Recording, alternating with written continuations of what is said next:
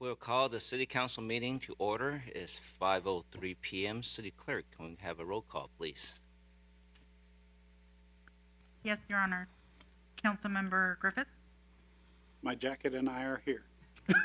Councilmember Kaji, Yes. Councilmember Kalani, Present. Councilmember Lewis, Present. Councilmember Matucci, Here. Councilmember Sheikh, Present. Mayor Chen. Present. The council will now recess to close session to confer with the city manager and city attorney on the agenda matters listed under 14A, conference with legal counsel, anticipated litigation. 14B, counsel with labor negotiator. 14C, public employee performance evaluation. 14D, conference with legal counsel, existing litigation. 14E, real property, conference with real property negotiator. And 14F, conference with legal counsel, anticipated litigation. Closed session on these matters is authorized by California Government Code sections 54956.9 D4, 54957.6, 54957B1, 54956.9 D1, 54956.8, and 54956.9 D2.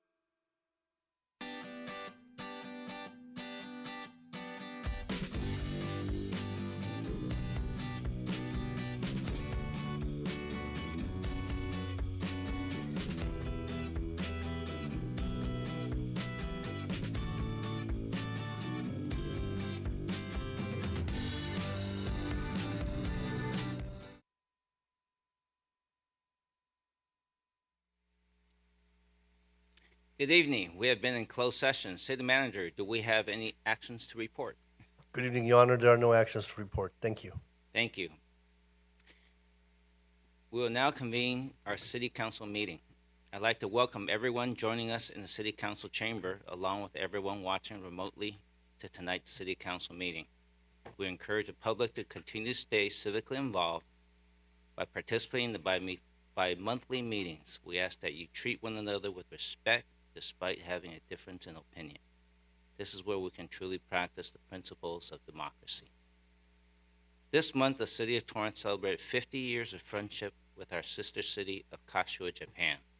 We had the privilege of hosting some special guests in Torrance, including Kashiwa Mayor Kazumi Ota. We also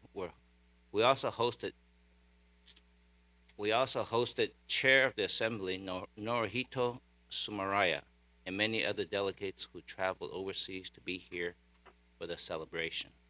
We even had the Consul General of Japan in Los Angeles, Kenko Sone, who came to show support of this milestone Jubilee celebration.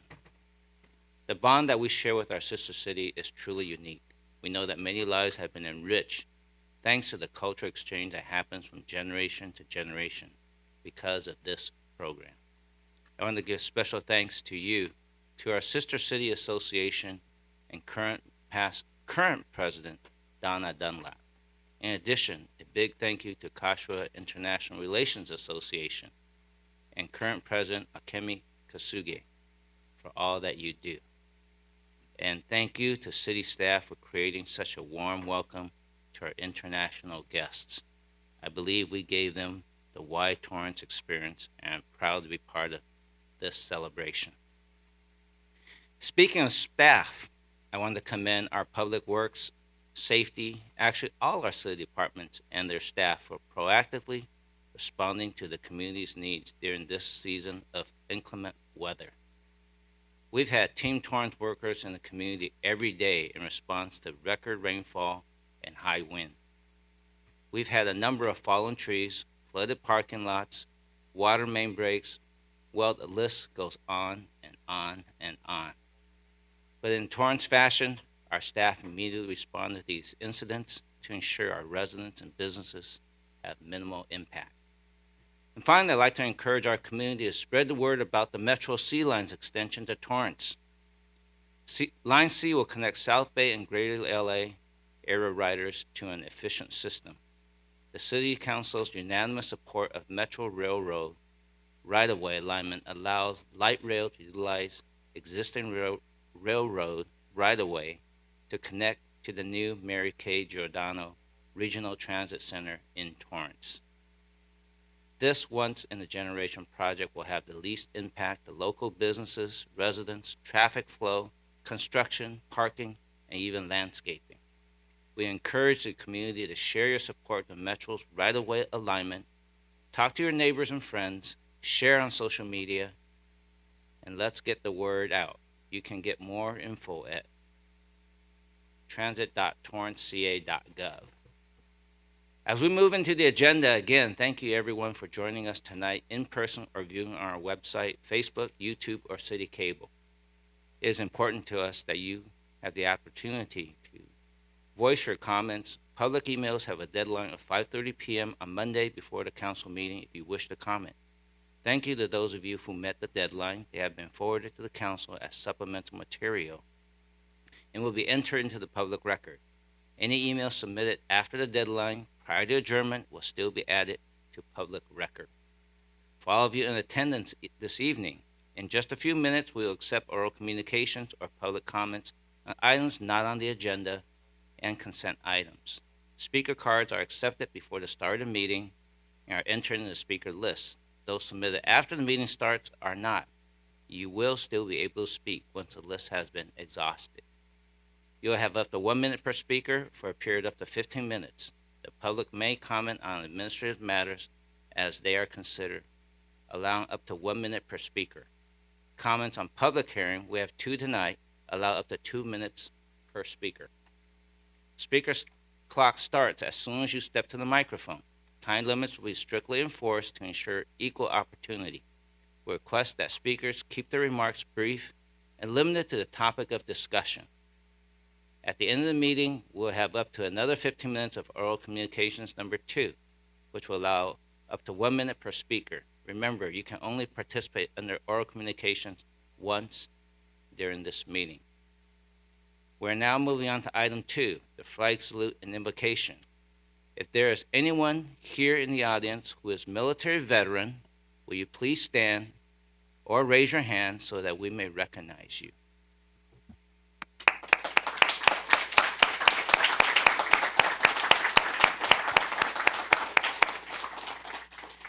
The flag salute. Thank you all for your service.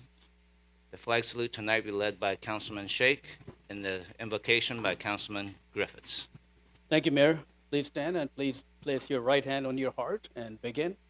I pledge allegiance to the flag of the United States of America and to the republic for which it stands, one nation, under God, indivisible, with liberty and justice for all. Please keep in our prayers all those who have suffered either as a result of war, as well as those who have suffered from natural disasters such as earthquakes or damaging weather, which many of us have experienced here locally. Also, give us the courage, as always, to make good decisions for our city as we move forward through our agenda. Thank you. Amen.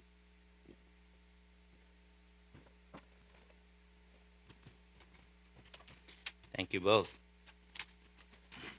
We're now moving on to item 9, council committee meetings and announcements.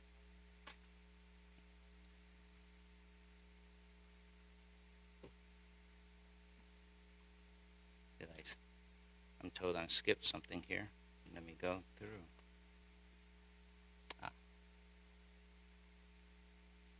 We're now moving on to item 3. Can I get a report from the city clerk on the posting of the agenda?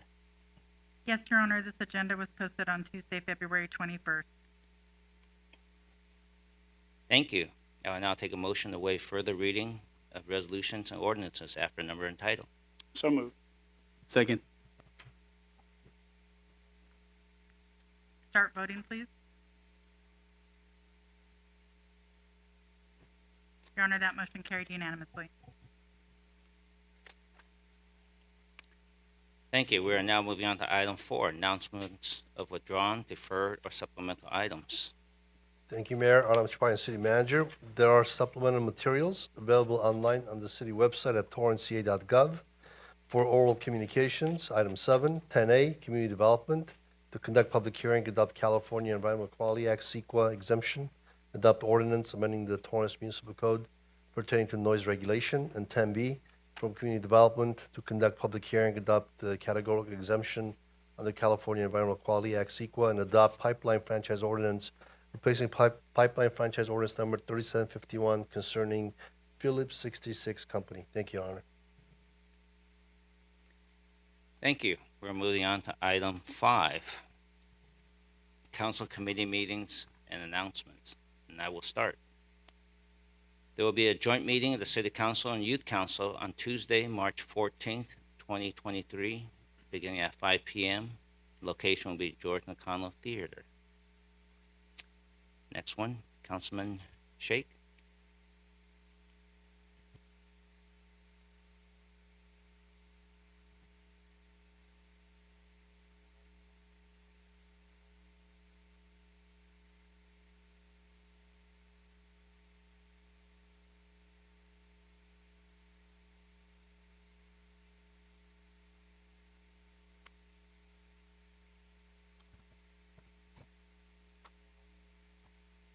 Thank you, Mayor. I'd like to take this opportunity to raise awareness within our community of the devastating events that occurred across the globe. Earlier this month, a 7.2 magnitude earthquake struck southern and central Turkey and the northern and western region of Syria. Within 24 hours, another earthquake of a 7.7 magnitude struck less than 60 miles away. These earthquakes were so strong, they were felt in neighboring countries of Egypt, Israel, Palestine, Lebanon, and Cyprus. While the city of Torrance may be close to 7,000 miles away, there are members of our community right here who have family members, relatives, and friends impacted by this devastating earthquake. I want you to know our thoughts and prayers are with you.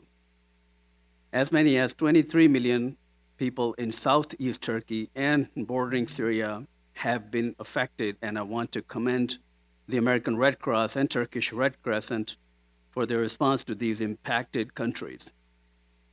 The Turkish Red Crescent is the largest humanitarian organization in Turkey and is part of the International Red Cross and Red Crescent movement. They deployed more than 9,000 volunteers and staff and are providing life-saving care every day. I encourage each, if you reach out to your friends, family, and organizations you are actively involved with to see if they are taking donations of any kind, and please share that with our staff in the city. Together, I know we can accomplish great things. And thank you for your consideration. Thank you, Councilman Sheikh. Councilman Kaji. Thank you, Mayor. Good evening. The Finance and Governmental Operations Committee met earlier today to discuss the fiscal year 2022 through 2023 mid-year budget review report. As of December 31st, 2022, it is projected that the city will continue to improve its overall fund balance, with the general fund operating fund projected to increase by $13.6 million. While general fund revenues are positive, projections include an additional contribution of $9 million to the city's self-insurance fund and an $8 million transfer to the city's fleet services fund, which is necessary to continue addressing open areas of focus in past budget reports. These contributions are made possible by the general fund, generating savings from nearly 170 staff vacancies within the city as of the midpoint of the year, coupled with positive revenue results. Staff will continue to monitor broader economic factors, how they translate into the city's 10-year projection, and work diligently to recruit and retain employees to address the significant departure during the last 2 years. The report will be brought to the City Council on March 14th, 2023. Thank you. Thank you, Councilman Matucci. Thank you, Mayor. I'd like to request a concurrence of my colleagues to bring back an item to discuss allowing temporary permits for casino night themed events in Torrance for fundraising purposes only. The state of California strictly prohibits gambling outside of card rooms, Indian casinos, the California State Lottery, wagering on horse racing, and any commercial casino-style gaming. However, according to the Office of the Attorney General of California, the state's Business and Professions Code, sections 19985-19987, or through 19987, I should say, allows for eligible nonprofit organizations to hold charity poker night fundraisers. Under the guidelines of the Office of the Attorney General of California, I would like the following to be made available to nonprofit groups and organizations. Number one, allow a 3-day casino night permit once a year for fundraising purposes only, within the guidelines of the state and federal law. Also, number two, charge a permit fee, as an example, $1,000 per event. Number three, include verbiage that would not allow actual card clubs and casinos to be established. I believe it would be beneficial for Torrance organizations to make this kind of permit available and provide legal means of hosting an event that could help generate much needed funds for their group. I would like staff to come back with an item with details on how we can make this happen. Do I have concurrence from my council? Thank you. That was a 7-0. Councilwoman Kalani. Thank you, Mayor. As we approach the month of March, I'd like to take the opportunity to acknowledge Women's History Month and International Women's Day. This marks a time to recognize and celebrate women's achievements, raise awareness on issues still impacting women, like gender inequalities, and to educate the community on ways we can continue to support women and be part of the positive change. If you can believe, it's only been 41 years since the Equal Rights Amendment passed in the Senate on March 22, 1972. There are still many more hurdles ahead: access to equal opportunity, reproduction rights, pay gap, discriminatory gender and age-related stereotypes, domestic violence. These are still real problems that women face today. But change can happen with each and every one of us. We can empower our young men and women, boys and girls, through education, fulfillment of their fundamental human rights, inclusiveness, and mutual respect. Women have played an extraordinary role in the history of their countries and their communities. I encourage everyone to take the month of March to reflect and recognize how the efforts and the bravery of past generations continue to pave the way for females like myself and Council Member Lewis today. Women like Abigail Adams to Susan B. Anthony to Rosa Parks and Ruth Ginsburg, to our local pioneers like Katie Geisig, Dee Hardison, and many more. You can celebrate in your own way by simply honoring the women who make a difference in your life, like your mother, grandmother, aunt, sister, friend, teacher, mentor, and even your colleagues. And I would like to personally acknowledge and stand with the Iranian American community in Iran, in this room, and all women there who are standing strong for the simple rights that we take for granted and enjoy every day. Thank you.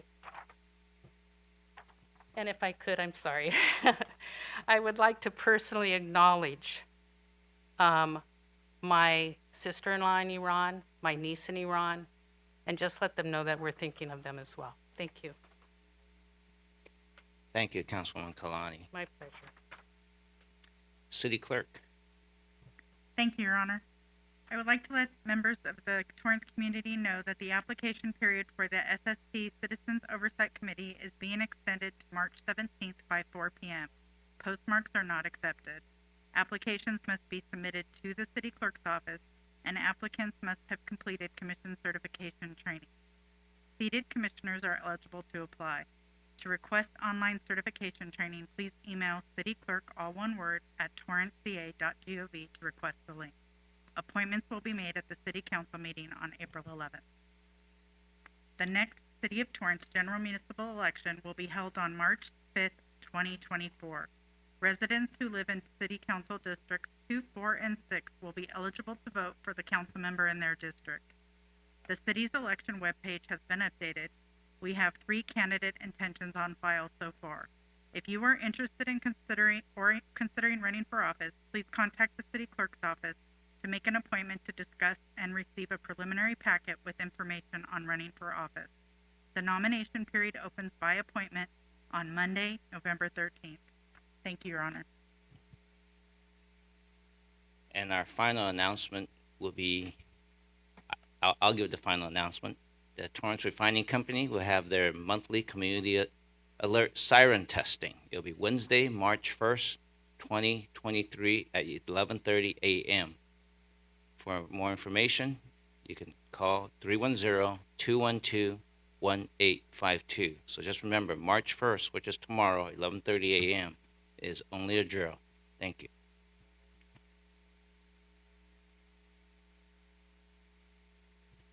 Next item is community matters, and I will go to the podium. Let's start with the proclamation for California Arbor Week. Whereas Arbor Day is celebrated nationally to encourage Americans to maintain and replenish our country's vast forests, orchards, and woodlands, and whereas in California, observance of Harbor Week begins on the birthday of Luther Burbank, a famed California horticulturist whose life's labor produced hundreds of plants and trees that have contributed to the natural splendor and food production in our state. And whereas the City of Torrance's celebration of Arbor Week is demonstrated daily in its dedication to improving the appearance and quality of life in our community with the planting of trees, which are valuable and attractive assets that contribute to property values in urban areas and play an important role in energy conservation through the provision of shade and humidity that affects the consumption of energy used to heat and cool buildings and homes. And Whereas the significant role of trees have a sequestering of atmospheric carbon and reducing energy consumption is vitally important toward attaining the state's greenhouse gas emission reduction goals and directly contributes to improving air quality by removing airborne particles. And Whereas trees protect and purify California's limited water resources through surface water runoff reduction and provide essential habitat for much of California's wildlife, including threatened and endangered species. And Whereas trees enhance the aesthetic quality of life in urban communities, providing natural buffers for noise and ecological recreational resources for California youth. Now therefore, I, George Chen, as Mayor of City of Torrance, California, do hereby proclaim March 7th through 14th, 2023, as California Arbor Week in the City of Torrance and urge all citizens to observe and celebrate the week by planting trees for our own benefit and for the benefit of future generations. Signed this 28th day of February 2023. Okay. Do we have some representatives for the proclamation who will give a few words?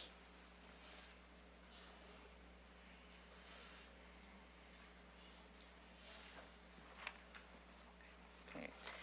Tracy, take it away. Thank you, Mayor. Good evening, Honorable Mayor, City Council members, public, and staff. I'm Tracy Drake, Park Services Manager, and happy to be one. Oh, just kidding.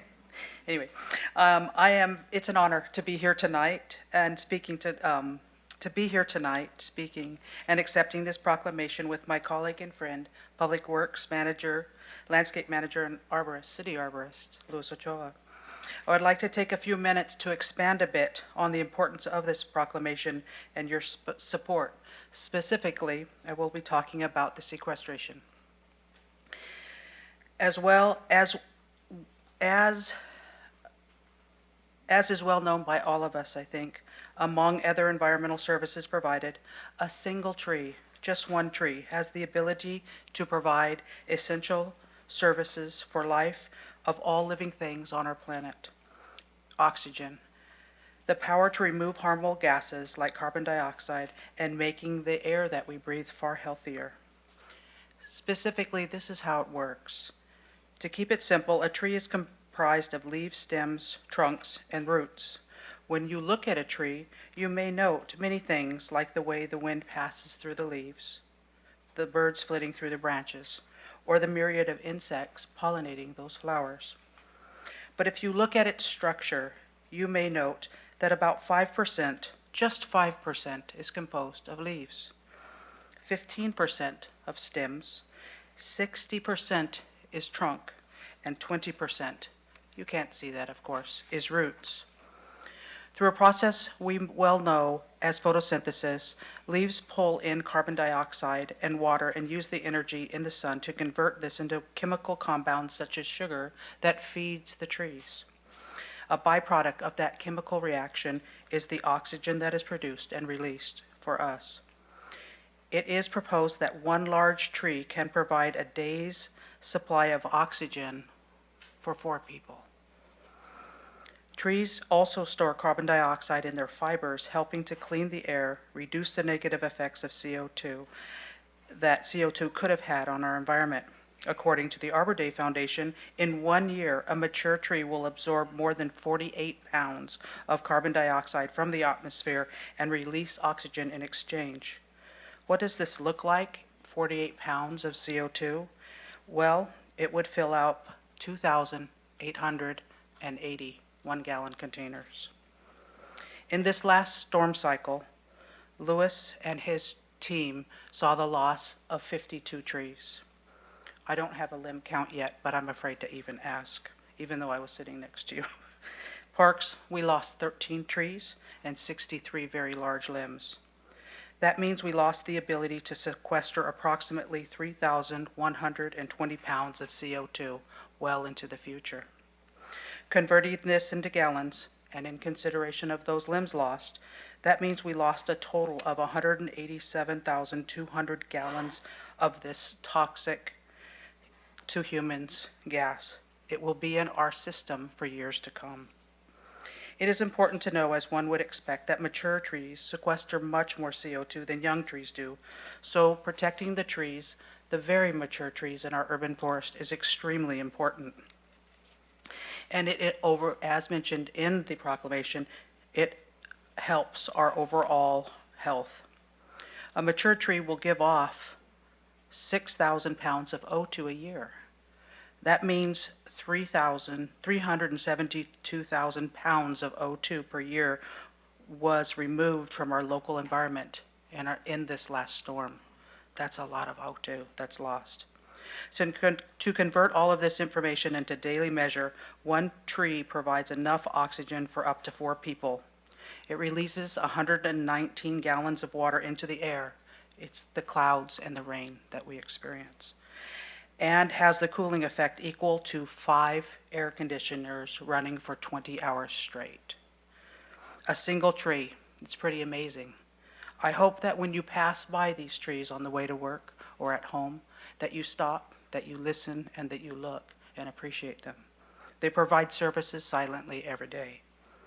So in conclusion, Honorable Mayor, City Council members, by supporting Arbor Week here in the City of Torrance, you are not only helping provide our citizens the before-mentioned environmental services that trees provide, but also supporting the services not mentioned, including trees being homes for other animals, such as critically needed pollinators and birds, who in turn also provide amazing environmental services. For all of this service, we genuinely thank you.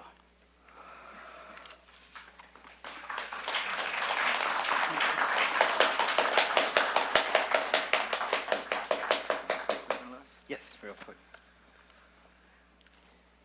Good evening. My name is Louis Ochoa, Landscape Manager for Public Works. Of course, thank you, Mayor, Council, for your continued support of Torrance trees. Our tree planting effort last year, we planted 866 trees in Public Works. That's a very high amount throughout any city in the South Bay, or for that case, the Southern California. 17 of those trees were planted during last year's Arbor Week tree planting celebration, which our mayor planted about 10 of those trees. And once again, we're going to be celebrating Arbor Week March 11th. And we're going to be holding it in front of Torrance High, Carson at El Prado. It's going to be held from 9 to 12. So please join us. Let's replenish some trees. We'll provide the trees, shovels, and everyone's welcome to come. Also, once again, the Old Torrance neighborhood will be present and the Girl Scouts will be there. It's very important for the kids to learn the importance of trees as they grow too. So they'll get to see the trees mature, and it's something to be very proud of too. We will also be, another good announcement, important announcement, is that we have implemented our Adopt a Tree program.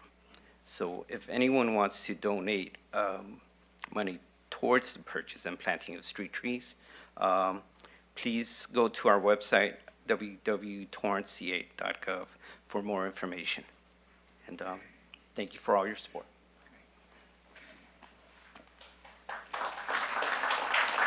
Thank you, Tracy and Louis.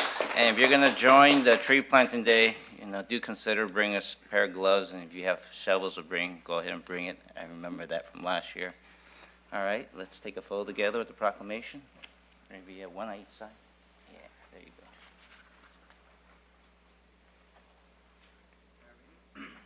3, 2, 1. Perfect. Louis? I think you had it. Thank you.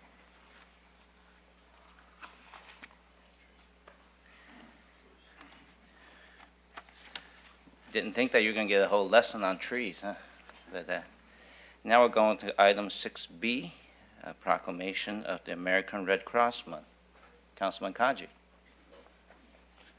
Whereas more than 140 years ago, the American Red Cross was established as a humanitarian organization guided by 7 fundamental principles, including humanity, impartiality, and independence to provide services to those in need regardless of race, religion, gender, sexual orientation, or citizenship status. And whereas every year, the American Red Cross responds to an average of more than 62,000 disasters across the country, from small home fires to massive disasters. Last year's crises included mudslides in California, a volcano eruption in Hawaii, deadly wildfires in California and Colorado, destructive hurricanes in Florida and the Carolinas, and a devastating typhoon in U.S. territories. Thousands of Red Cross volunteers provided around-the-clock shelter for disaster victims, served and distributed millions of meals and relief items. And whereas the Red Cross has a long history of helping our neighbors in need, the Greater Long Beach and South Bay chapter assisted with 58 local disasters, serving 274 clients, including 67 children, in the past year alone, and helped save lives through our Home Fire campaign. Last year, our local chapter worked with community partners to install 206 smoke alarms and make 78 households safer. And whereas the American Red Cross shelters, feeds, and provides emotional support to victims of disasters, supplies about 40% of the nation's blood, teaches skills that save lives, provides international humanitarian aid, and supports military members and their families. And whereas March is Red Cross Month, a special time to recognize and thank the Red Cross volunteers and donors who give their time and resources to help members of their communities. We dedicate the month of March to all those who support the American Red Cross's mission to prevent and alleviate human suffering in the face of emergencies. Our community depends on the American Red Cross, which relies on volunteers and the generosity of the public to perform its mission. Now, therefore, I, George Chen, as Mayor of the City of Torrance, California, in recognition of the importance of volunteering, making a donation, taking a class, or giving blood, do hereby proclaim the month of March 2023, American Red Cross Month, in the City of Torrance, and urge all residents to show their support to the American Red Cross chapters in their area. Signed this 28th day of February 2023. And now I'm going to ask representatives from the Red Cross to come up to the podium. Amy Papageorgis, the Red Cross Executive Director. Neithan Rambo, Red Cross Manager in charge of Disaster Preparedness. Andrea Riley, Community Volunteer and Liaison. And Dan Thomas, Community Volunteer. Do one of you or a few of you have some words to share? Thank you.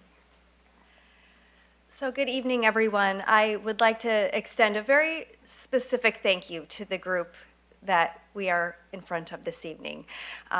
In the time that I've worked as the liaison of the local chapter serving the Long Beach and South Bay area, I have had the privilege of working with many faces here in this room this evening, and your service and commitment to the Red Cross mission has been unparalleled, and I sincerely mean that, and we've really enjoyed our partnership, and we hope that moving forward it will always be in a blue skies scenario, but we know that that is not always the case, so we do really appreciate you very much, and we appreciate your proclamation this evening for March's Red Cross Month, which was established 80 years ago by President Roosevelt to encourage volunteerism and donations to the Red Cross. And I'd briefly like to introduce you to also Nedan Rambo. He's our Disaster Program Manager, which many of you, I believe, also worked with closely throughout the last few years. So Nedan, would you like to say a few words? Sure. I would just like to say it's an honor to be able to serve City of Torrance and the residents here.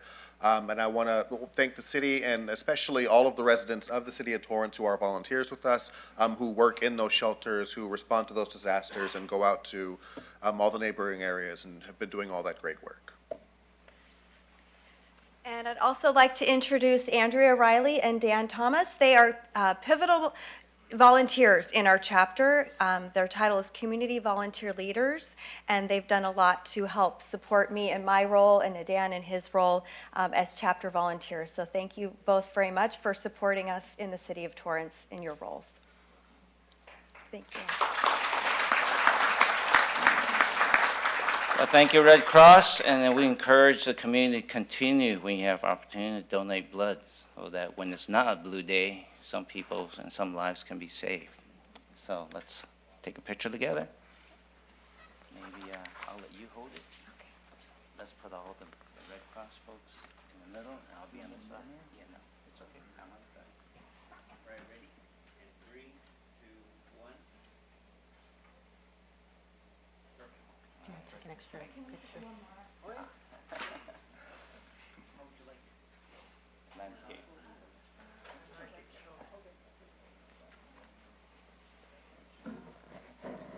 Three, two, one. Thank you. Thank you, Mayor. Thank you. Thank you very much. Thank you.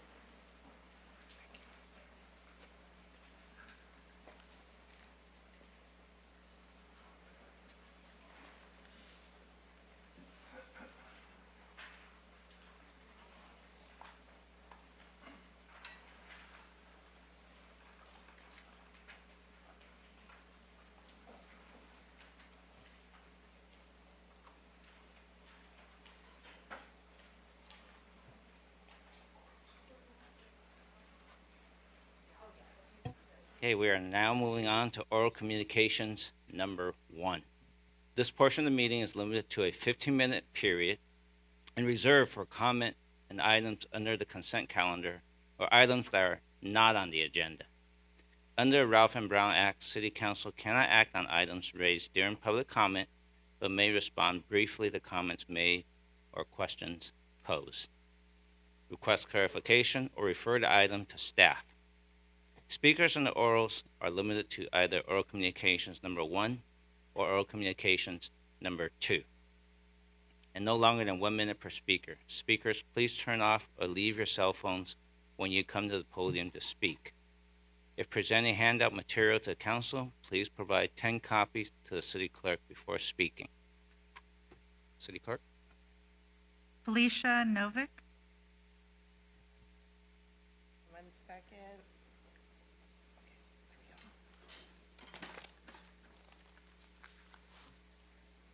Hi, good evening. I didn't expect to be called on.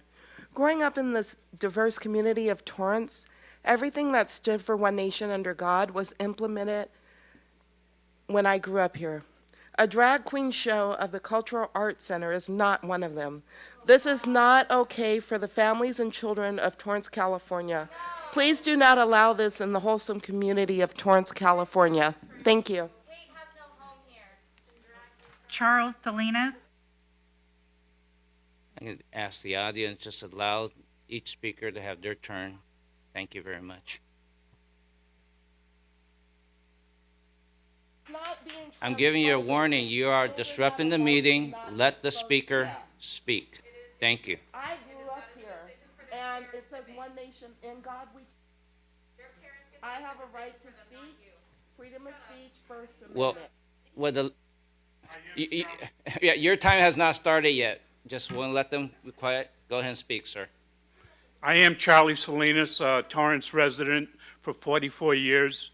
Tonight, I'd like to thank the mayor, the city council, and the staff for implementing the SAFE program. SAFE stands for Salute Armed Forces Every Day.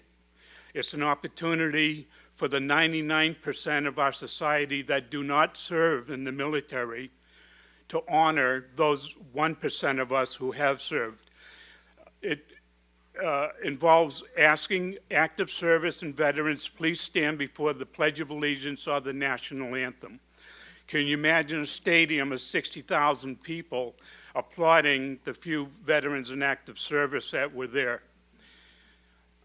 Last year, 500 active service members took their own lives. 10 veterans a day in our country take their own lives. I think this could make a difference.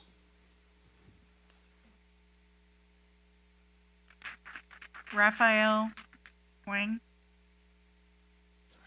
Don't be scared. It's called freedom of speech. Yeah. Liberals don't allow that. Dear Mayor and Council members, I encourage all of you to defund the Torrance Cultural Arts Center, which is hosting drag queen show on April 4th. And these drag performers, they are doing all kinds of sexual act in front of children. I think it's inappropriate. He has a right to speak. It's called the First Amendment right for Hey, shut up, white woman. Just continue, sir. Okay. Yes. So it is very inappropriate for children. Also, these people, these drag performers, they give the dildos at the end. I think Torrance, the city of Torrance, they reconsider this and they defunded the Torrance Cultural Arts Foundation. They should provide a family-friendly entertainment, not adult entertainment. Thank you. Shut the fuck up. James Henry. I'm going to ask the audience, please allow each speaker their 1 minute of speech uninterrupted, and we'll allow you as well. But please do not disrupt our meeting. Thank you.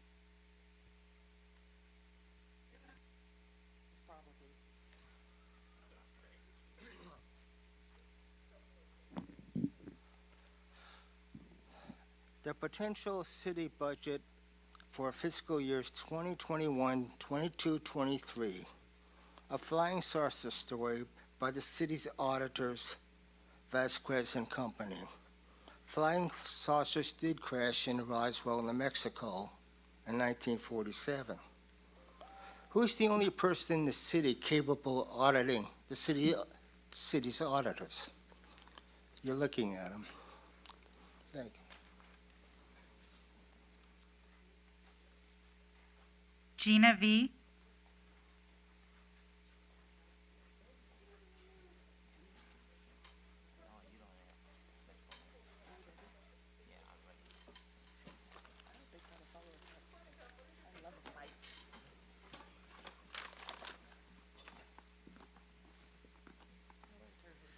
It is 2023, and we are seriously sitting in a Torrance City Council meeting in the county of Los Angeles, and people are talking about not having drag shows in your town. And that culture starts here. It starts right here in this room. The racism that this council has exhibited for the last many, many years, since your police department took the life of Christopher DeAndre Mitchell and refused to hold the officers accountable. It took years for 2 of them to be fired, which they finally were, but the fact that it took you 4 years to do it, and a text messaging scandal, and all sorts of other things just speaks to the culture here in this city. What are you going to do about this? When are you going to fire the rest of the officers that had anything to do with Christopher's death? When are you going to have a civilian oversight commission? That's clearly something that every city's doing. Why is Torrance so reluctant to that? Christopher DeAndre Mitchell deserved better. Christopher's family deserved.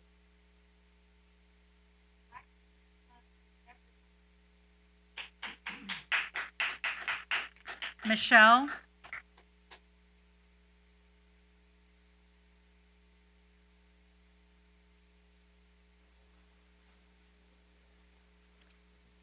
Your empty proclamation honoring Black history earlier this month in front of the Black freedom fighters you continue to try and silence as armed cops, born of slave catchers, stand idly by to strike and silence dissenters is quintessentially sundown town Torrance. You feign to honor the legacy of Black struggle without any intention of addressing the material conditions or concerns of Black residents, namely that of your violent racist police force, whom you continually grant more funding for, even after more than 30 officers were implicated in a racist, queerphobic, anti-Semitic text messaging scandal. Torrance police murdered Black resident Christopher DeAndre Mitchell and Michelle Shirley and kept their jobs with no semblance of justice for the families. Nothing has changed for Black people here. The city has been and continues to be unsafe for the BIPOC community. This white supremacist council calls on the pigs to brutalize and silence Black resistance.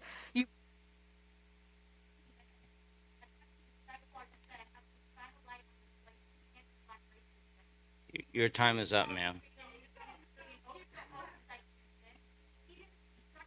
Your time is up. This is your final warning. You're disrupting our meeting, ma'am. Carrie, you.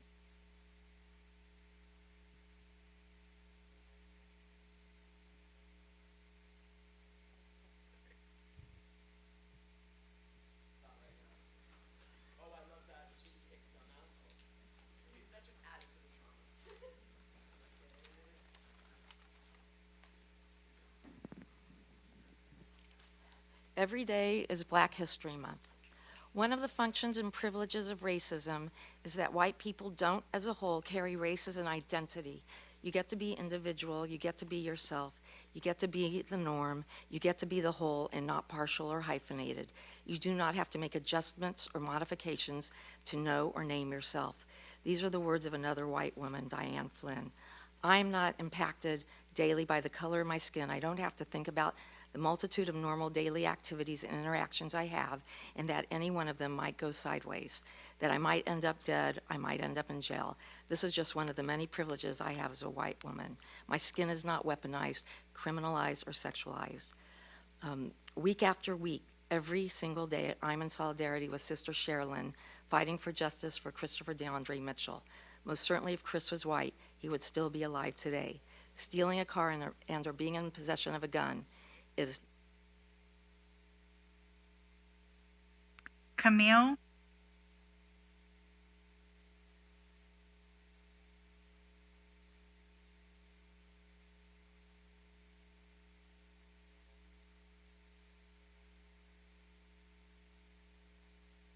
How did it feel when all of those union people were talking about how they don't have any money, how there's one person making repairs on like 30 motorcycles, but all of your money goes to the police? Defund the police. You are the worst city council ever. Defund the police. Did you not hear that room who Black Lives Matter stands in solidarity with? Union workers, the working class. There's the elite and working class, this middle class, this low class, this upper class, like all of that exists to divide the working class from the elite. You're the elites. That should have been an embarrassment to you. Did you hear that guy? Did you hear anything they said? Defund the police. You are the worst city council ever.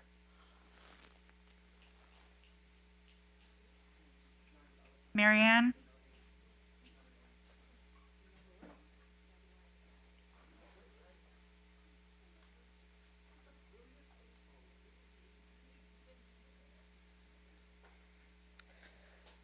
So I want to start by addressing the proclamation that you all had at the first of the month. Bridget, I want you to take note that it's not former slaves, it's formerly enslaved people. My ancestors were not slaves, they were enslaved. They were forcibly and violently enslaved, while cops, such as those who were standing in the room, rounded them up and abused them if they dared to run, resist, or rebel. In the name of those who we should be honoring during Black History Month, like those such as Martin Luther King, Ida B. Wells, Nat Turner, and so many others who you probably rolled your eyes at and didn't necessarily even know who they are, shame on you. How dare you honor Black History Month with your despicable, historically inaccurate proclamation when you have blood on your hands. The blood of Christopher DeAndre Mitchell, Michelle Shirley, DeAndre Ross, and so many more is on the hands of you, and you have done so very little. Everything that you have done is because we have forced your hand. That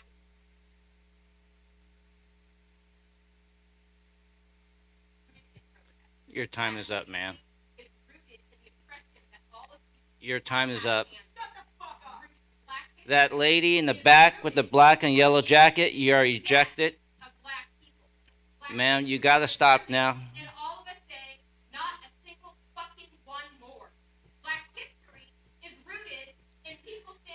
The lady at the speaker, you are now ejected for disrupting our meeting.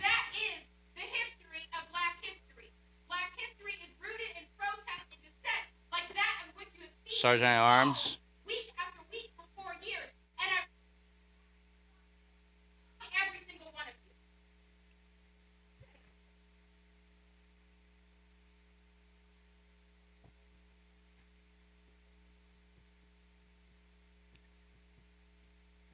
The lady who just spoke and the lady in the black and yellow jacket, you two are still ejected. You need to leave the city hall.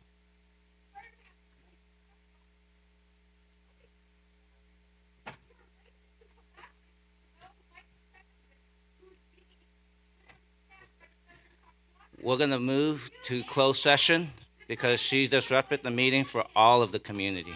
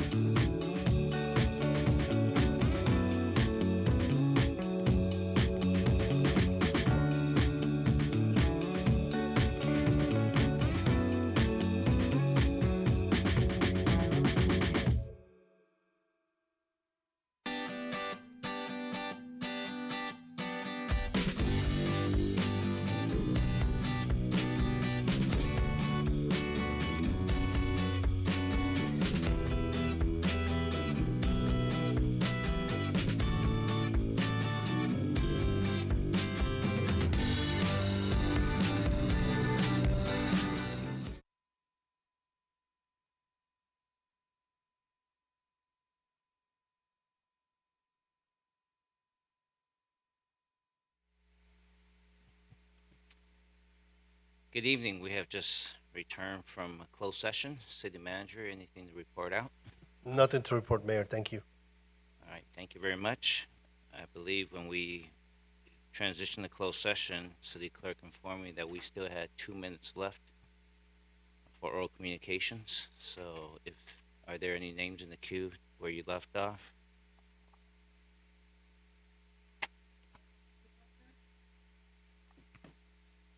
Kyle Brubaker, Nathan Caller, Traber Schroeder. And at this point, City Clerk, I'm just going to say, are there anyone, because we're killing their 2-minute time. Anyone want to step up for oral communications? You get 1 minute on not on the agenda or consent items. I just want to congratulate you to putting this meeting in the middle. Because they were speaking or they were doing something. This is a very good thing to keep people out. The 1 minute speak. We can speak 1 minute. We can be out here. Out here where you can barely see us. This is just so disgusting. This is just so disgusting how you treat us, how you treat the taxpayers of the city of Torrance, talking 2 hours of your bullshit, and then go to a 2-hour recess. It said recess, by the way, up there, until I was making fun of it, and then they changed it recess to whatever. This is disgusting. Disgusting. You are the disgrace of the taxpayers and the American citizens. This is not how it should be. Okay, I think that was 1 minute. We've got 1 more minute left. Anyone else? If we don't see any, let's go on to item 8, consent calendar. Do any members wish to pull any items listed in the consent calendar?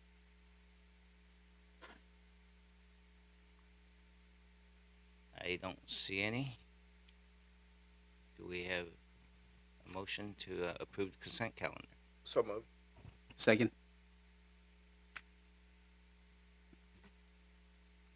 Start voting, please. Your Honor, that motion carried unanimously. Thank you very much. We're now moving on to item 9, administrative matters. Item 9A from Fire. Is there a staff presentation? Good evening, Mr. Mayor, Honorable Council. I don't have a presentation for you tonight. Item 9A is the recommendation of the Fire Chief that City Council, number 1, appropriate $739,954.97 from the Defibrillator Replacement Fund balance. And number 2, authorize a purchase order with Zoll Medical Corporation of Chelmsford, Massachusetts, in the amount of $739,954.97. This includes sales tax and trade-in allowance as a cooperative purchase for 16 X-Series advanced monitors defibrillators.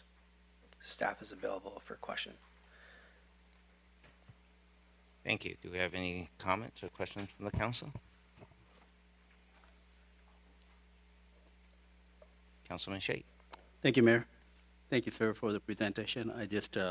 That was not a presentation. Thank you, sir. You're welcome. Just minor, brief questions. I spoke with our staff about that, just for clarification and for the community public awareness. In the past, we had 14, and now we're purchasing 16. What's the reason for that? If you could elaborate that briefly, please. Yes, sir. Yeah, that's a great question. So as our EMS delivery model evolves, we're looking at expanding our abilities. One of the biggest things that we're coming into is medic in rank. We're going to have the ability to have a paramedic on every apparatus. With that, we want to have the associated tools for them to adequately do their job. Having the monitor defibrillator would give them the ability to function as a paramedic. 14 to 16 would allow us to have the amount in reserves to have that resiliency built in, but it would have enough, with the 16, we'd have enough for each apparatus. So now we're including both trucks to have one of these monitors, as well as the seventh engine. So that's where the addition comes from. Thank you, sir. Thank you, Mayor. Anyone else from the council? I don't see any. We'll see if we have any members of the public who wish to speak.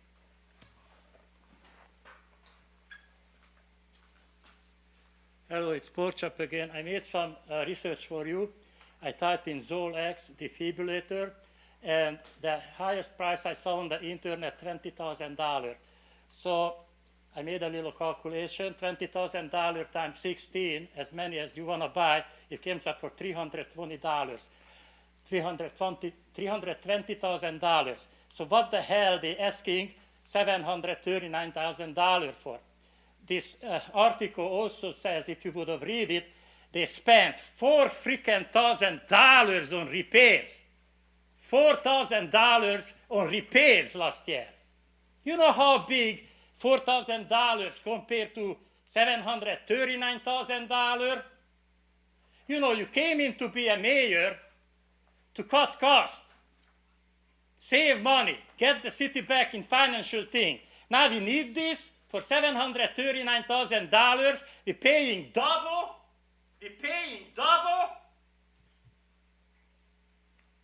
Anyone else from the public?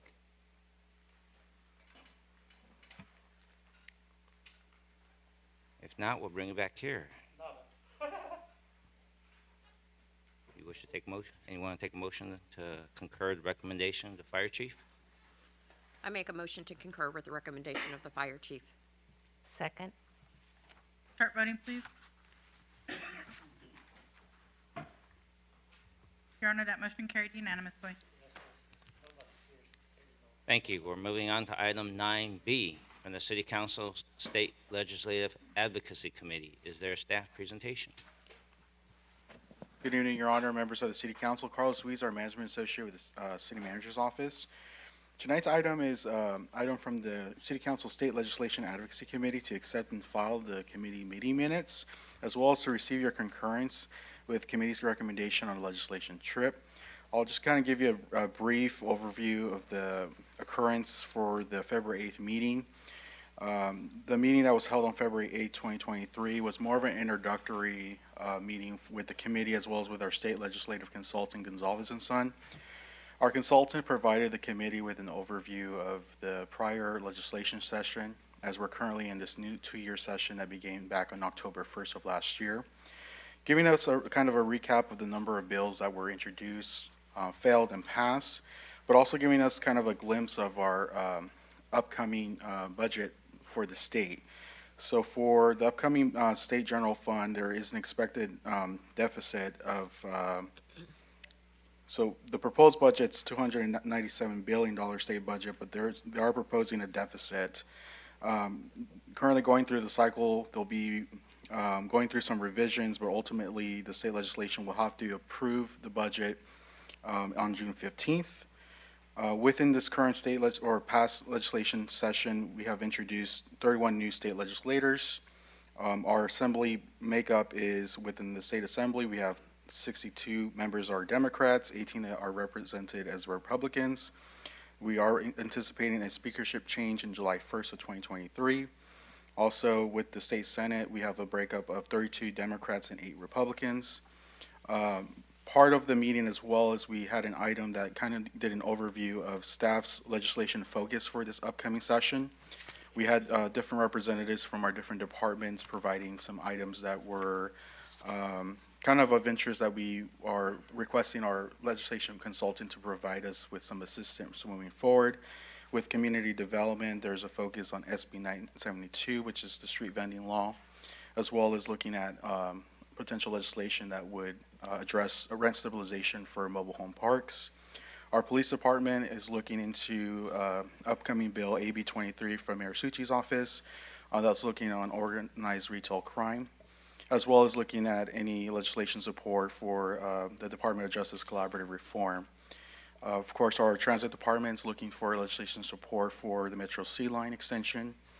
And finally, our city manager's office is working with our state legislation on focuses for our homeless response team, as well as working with our consultants and our local state representatives for the AB 2348 reintroduction that your council directed us at the last meeting. So at this point, we're asking, or the committee's asking for approval of the minutes that have been prepared for your review, but also our committee is also looking into getting concurrence for our legislation trip, similar to our federal upcoming trip to Washington, D.C., but this trip would be to Sacramento. We'll work with our legislative consultant to schedule times with some state departments as well as with our representatives to kind of advocate for some of our interests for this year. That's it for my report, but I'm available for any questions. Thank you. Do any members of the City Council have any questions? I do have one question or comment. I think I've shared with staff before in terms of there's actually, I know this one's on state, and you mentioned there was another trip for federal as well. In terms of the council committee members' travel, and where does it come out of their travel budget? I was just thinking maybe staff can take a look and see that if there's an issue with the travel budget, that it should be not outside their regular travel budget. Councilman Griffith? My staff can correct me if I'm wrong, but historically, committee members who travel for these advocacy trips, those travel were not charged to their That's travel. correct. It'll be covered in our operating budget as part of the advocacy efforts, Councilmember Mayor. Right, and that was a clarification. Yes. I just want to make sure, that sometimes, otherwise some folks might be in trouble before the fiscal year ends. Okay, do we have any, let's go to the public. Do we have anyone in the public who wants to give comments? Yeah, this is Andy Porchop again, and I'm very happy finally you think that you're gonna go to Sacramento and you're gonna accomplish anything, like they're gonna listen to you the same way you listen to us.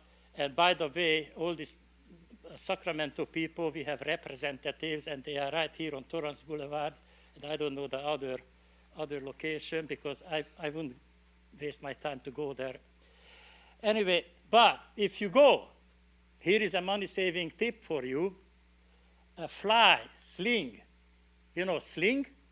You give them permits to ruin our lives, because they just moved in there without permits, assembling airplanes. So now, this is the time we could save some money and talk to Sling. I can make a phone call, and they could fly you to Sacramento free of charge. Sling, remember? Sling.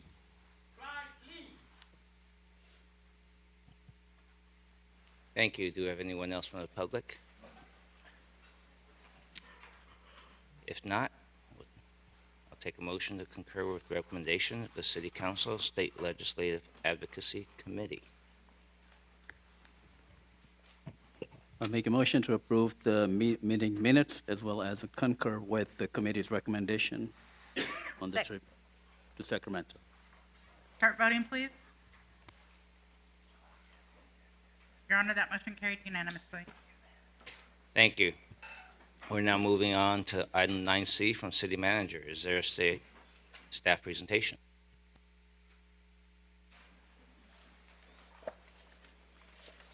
Hi, good evening, Mayor and City Council members. I'm Fran Fulton, the Economic Development Manager for the city. Item 9C is a request for approval of 3 agreements with 3 different international cities to enter into friendship city relationships. If you approve the agreements, it is also requested that you adopt the accompanying resolutions authorizing the relationships.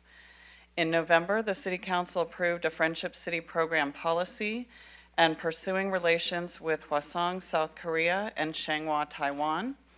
Since that time, in addition to 2 delegation visits from Hwasong, an additional city has expressed interest in a Friendship City relationship with Torrance. That is Tainan, Taiwan.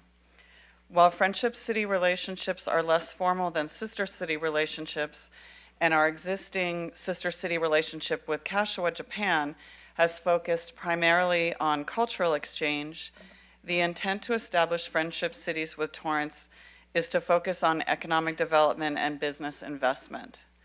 Mayor Chen will be visiting Taiwan in March and would like to take these documents with him for signature in person to establish these relationships if council is in approval tonight. During his trip, he is also planning on visiting a major semiconductor company that has interest in identifying a potential location in Torrance to set up business. So he'll be bringing information on industrial sites that are available here in the city. And with that, I'm available to answer any questions that you may have. Thank you. Councilman Matucci. Thank you, Mayor, and thank you, staff, for putting together the program. And I think it's going to be very beneficial to the city of Torrance in the long run. You know, initially it's about building relationships. So I just wanted to say thank you for staff to actually putting this program together, and hopefully we can expand it into different parts of the world and different cultures, and really showcase what Torrance is all about. So I want to say thank you. Thank you. Thank you. Councilman Kaji. Thank you, Mayor Chen. I support this this effort to reach out to other cities outside of the United States. As the former director of the Office of Trade Investment for the state of California, having been posted in Asia for 7 years, I know that there is value in extending the name and the brand of the city of Torrance in Asia. I believe the name of the city has already been established through its past ties with companies like Toyota. But I think in order to further leverage that reputation, establishing personal contacts via these types of friendship agreements should only enhance and improve our ability to attract new companies to the city. So I support this. Thank you. Thank you. Councilman Griffiths. Yes, thank you, Mayor. It'll be no surprise to most that I will be opposing this item, as I have the last 2 times this item's come forward. Couple questions for staff. If there was a business interested in coming to Torrance in another country, we could do that without a friendship city or a sister city relationship. Is that correct? That's correct. Has any of our only sister city relationship, has that ever resulted in any business for our city? I don't know of any direct correlation. And that's been over 50 years, correct? Yes. I'm further confounded by why do we need 2 cities in the relatively small country of Taiwan as sister cities, and so I was opposed to the 2 that were there before, and now there's a 3rd. In my mind, that makes it even more work and time and effort and money spent by the city to manage these relationships. And in my opinion, I believe that that's time much better spent by our staff doing stuff here locally. And if there is a real opportunity for doing business outside of our country, that we certainly could focus in on that without having to set up an arrangement like a sister city or a friendship city relationship. I did have a question specifically on the agenda item, page 64, on the letter from Taiwan, the new city, Tainan. They talk about doing sister city relationships. And I'm just wondering, have they been misled to think that that's what we want to do? Because I don't think that that's what we want to do. And even the mayor's response on page 63 says that a friendship city relationship is less formal, but can fulfill all the desires of a sister city relationship, which I find that not to be true at all. Knowing what I know of our sister city program, it's a tremendous amount of work to manage a sister city relationship, and a tremendous amount of volunteers and staff time to do that. I was also personally involved in the visit from the group from Korea on their visit here, and was part of that. And I paid attention, obviously, not only to see what was going on, but to see the amount of work and energy that our staff had to put in to make that visit happen. And it's just a considerable amount of work. And obviously, I know staff hasn't put together any numbers of staff time or dollars associated with it, but it's not inconsequential. It's a significant effort to make these types of relationships work successfully. I'd be much more supportive of the idea if I had some hard evidence that we would actually gain some business benefit from that. And so if I were to approve this at all, I would only support it for one city, do it, see how it goes, and if we actually do end up benefiting from that in some way, then I would be much more inclined to consider expanding the scope of our sister city programs. So as it stands, I would be opposed to this proposal. Thank you. Councilman Shake. Thank you, Mayor.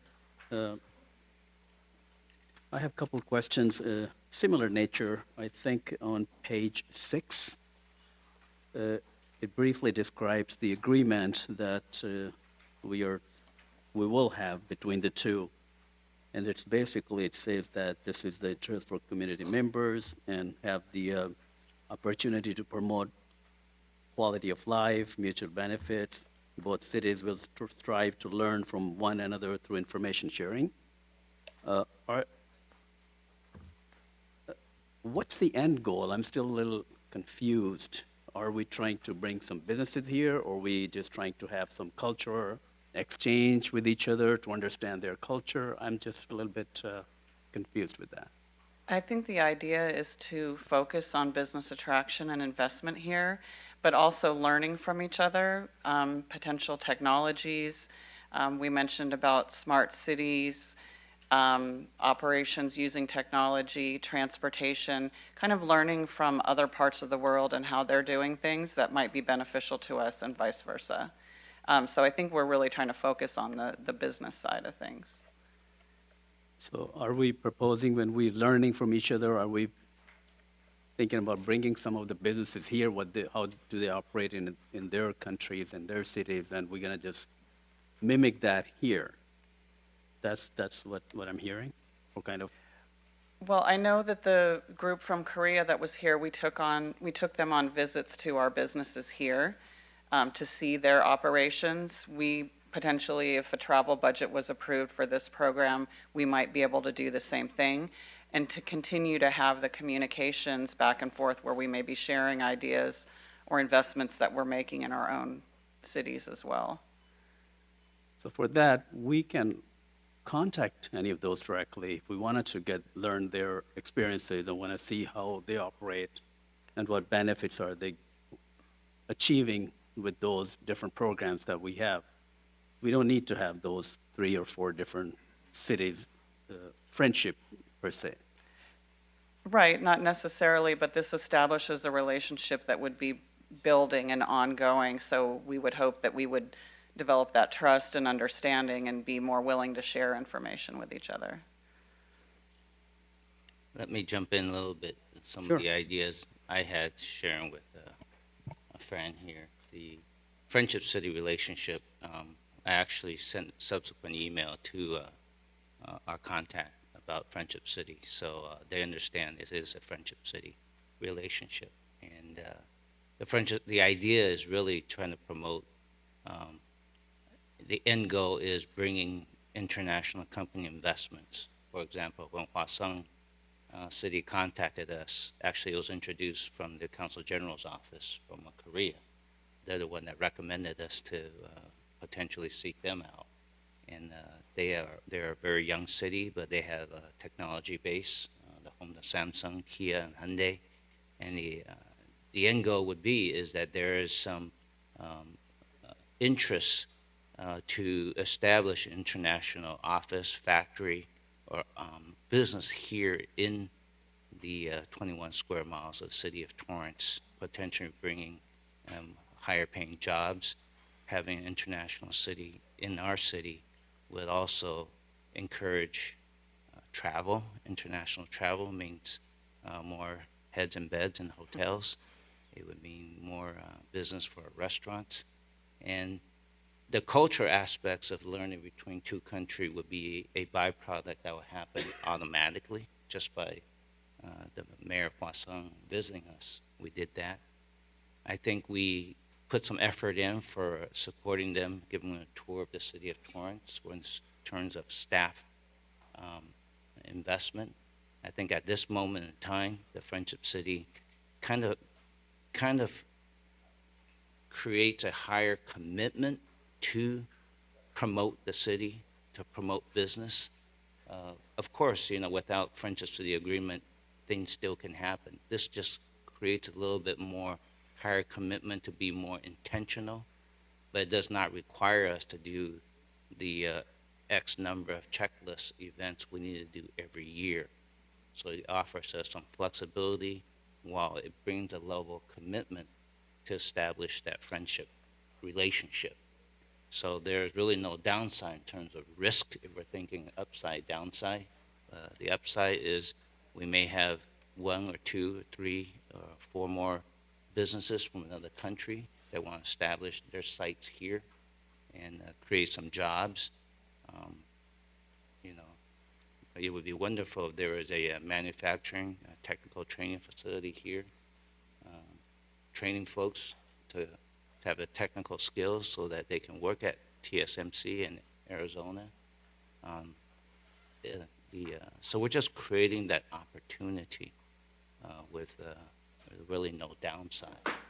And then having 1 city or 2 city is not a big issue. As we develop the Friendship City relationship going forward, if we need to establish more office, eventually we may even have a department that's international relations in the city of Torrance, which many cities in LA County have, because we are a well-situated city in the LA County. Our location, our safe city, our good school system, it just attracts folks, and that's part of the strategy also to generate revenue, which is another way that, I'll call it the non-traditional way. But if we get more business come here, there is upside revenue generating capability for the city of Torrance that could come our way. And if nothing happens, there's really no downside. We're potentially looking at, as we go to the budget review, to see if we can do, when we do the Kasha trip to in October this year, that we're considering a visit to the city of Hwaseong, since we're in that part of the world already. And the mayor of Hwaseong is ready to sign the Friendship City Agreement when should we visit there. That's the process that potential we're looking into. Hopefully that give you a little idea of the spirit of this Friendship City, and it just shows a little bit more commitment rather than it comes as if it comes. Hopefully that helped. Yeah, thank you for clarifying, but I think my understanding is correct. Hwaseong City did sign an agreement when they were here with another city. Oh, in San Francisco, They did. I think. They did in Northern California, They near did. Silicon Valley. Yeah. Yeah. So Yeah, this is the so- first time they came here as a delegate, and they already had an establishment, but that city, if I'm not mistaken, was not part of any friendship or sister city. They just came here. They already had in mind what they are going to serve. The point I'm trying to make is that we have a lot more businesses in our neighboring cities that at this point I think we can grow and have relationship with our neighboring cities. Flora Decor is one of the businesses that we have in our neighboring cities that they don't have it here. So I think we may need less time or less energy, less efforts, less resource to bring those businesses that are already in existing neighboring cities. I'm not opposed to any of the cultural exchange program or promoting ourselves, but do we really have to have 3, 4 different? In the last 50 years, we had only one Kashiwa. And what did we achieve, or how many businesses we got from Kashiwa? Because nothing, if I'm not mistaken. So I think having 2 or 3, maybe I'll support to have one relationship with one of the cities. But it seems like having 3 is a lot more burden when we have a lot of indicators that we may are heading towards recession. And I think helping the regional businesses here that may promote or more help with less energy, with less time, and we've probably start with one another outreach with another city like Hwaseong and see what they have to offer. But having 2 from Taiwan, I think it's, at this time, it's premature in my opinion. And unless I'm missing something, they wanted to come and hear business with us, we can help them. But it's going to be a lot of efforts and energy and resource to help them that way rather than spending some of the time with the neighboring other businesses that we don't have in Torrance. We have a lot of vacant properties on Hawthorne Boulevard that I think I spoke with Ms. Fulton in the past. We should strive to bring more businesses here from the neighborhood to fill out those empty buildings. There are few in my mind, and I really want us to have more energy and resource here first to expand more employment within this or California or something to bring bigger businesses here. And again, I'm not opposed to having another city, but having additional 3 cities, it's a lot of work. I just feel that we're just jumping too ahead of us, especially with all the indicators that may hurt us in the future. I mean, it's a little concerning with how much time we spend with Kashiwa. We spent a lot of time, city spent a lot of time in organizing these things. So I am a little concerned about having 3 all of a sudden.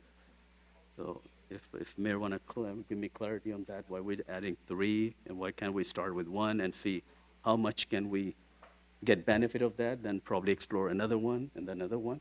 Yeah, to answer your questions, I think Zhonghua was something that that started actually back in year 2020, and that's when we started the whole thing. And Hwaseong pretty much came when Consul General of Korea and LA introduced us.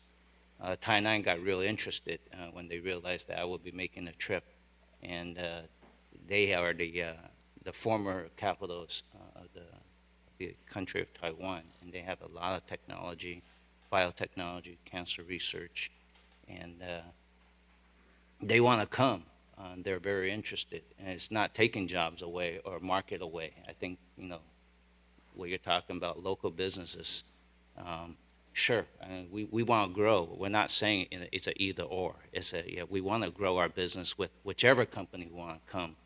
We have some cities, when the mayor of a city is really interested, they will help encourage to send their businesses here. And Torrance is a good place. It's an opportunity for us to promote ourselves internationally. And internationally, I think I share with others, you know, I think the city of Torrance, you say we haven't, you know, done much. What did we get from Kashiwa in the last 50 years? That sounds kind of negative to me. I think probably the focus on that was more cultural exchange when it first started. And we had a volunteer group who was a tight net, which is a great relationship. So one thing I want to say, this is not to say that we are not interested in the relation of Kashiwa. We are continuing that sister city relationship with Kashiwa. So I just want to make sure this is not a competition. But the thing is, this is an opportunity to grow our business. When you talk about why not get more business from the LA County to come to the city of Torrance, it's really the same philosophy. It's not just from other parts of LA County, which we're competing with our local cities. Now we have an opportunity, we could do even more opportunities that businesses from other nations may want to come and invest and create jobs here. So it's actually in addition, it's not an either or. So there's really, in terms of staff investment time, there hasn't been a whole lot of staff investment time. Most of it's between Fran and I most of the time. And if the relationship grows and we see some potential dollars coming in, we share that with the city staff leadership. Then we'll see, do we need to formulate a strategy to bring in more business? And I think that's Discover Torrance would be all over this. This is very similar to promoting rugby sevens, which was even last weekend, right? This is putting ourselves on the international map where the rugby seven players were all staying at the hotels in the city of Torrance. We might have a friendship city in New Zealand, right? That's a possibility. I was working out with that team. So you never know when you develop that friendship that they feel comfortable, they feel that trust, and they say, hey, I got someone we can talk to, and we may be interested. And if they're not interested, then, then it kind of, for the Friendship City relationship, we're not bound to a checklist of things. And then the local community will have volunteers for establish that Friendship City relationship. But it's not, I don't envision it to be like the TSCA intensity. Thank you, Mayor. Just for my clarification, so would you consider to start with one, and if we get a lot of big benefit, then explore the second and the third? Actually, I think all consideration, we're bringing this to the council today, it was an opportunity that I will be there, and then we started dialogue with the respective cities, and their mayors are already on board already. They're waiting to, for us to sign this. So we're very far down the road. I mean, after these three, if there are others who come along, we'll continue to nourish the relationship. We don't know what other cities will come. But I think at this point in the history in the city of Torrance, I think we need to open up our apertures a little bit larger to look at different ways to bring in business, bring in revenue, to learn from not only within the LA County or within the state, but maybe even internationally. And when you talk about concern of a downturn, this is an opportunity we bring it up. It's just the other way around. We bring in jobs, we bring in revenue, as opposed to a downturn. Okay, I'll come back with other questions, but thank you. Sure. Councilman Matucci. Thank you, Mayor. I just wanted to say that, we kind of have to have a really open mind about this. We have the ability right now that we have multiple cultures sitting on the dais, and we have an opportunity to really expand our outreach to other countries. When you got to put yourself in the position of a businessman or businesswoman and say sitting in an office in Korea and say, gosh, I really want to capture the American market. What's the first thing you're going to do? You're probably going to talk to your local chamber of commerce, maybe the embassy. I don't know what steps they might want to take while they're there. But if you open that, I guess that dialogue, that handshake, that photo op that goes on their walls, you open up that discussion on their end, right? We have a lot more to gain out of these Friendship City relationships than they do. And the reason I say that is because we have a market that these companies want to be part of. The greater Los Angeles area alone has an economy bigger than most countries. And that's one thing that we need to keep in mind, is that we're competing with neighboring cities when it comes for space. Okay, so why does company X move to Vernon? Well, Vernon had a 200,000 square foot warehouse available. Now, if we had a relationship with that company X, that could have been our company that moved here with 200,000 square feet and 150 employees. My point is we probably spend more money on toner for the city than we spend on building relationships around the world. And I actually disagree. I think we need hundreds of friendship cities, because some of them may go nowhere. Some of them may come here one time, take a picture. We go there one time, take a picture, and it's done. But it is like fishing, right? You know, if you don't put multiple hooks in the water, you're not going to, the likelihood of picking up some fish is going to be low.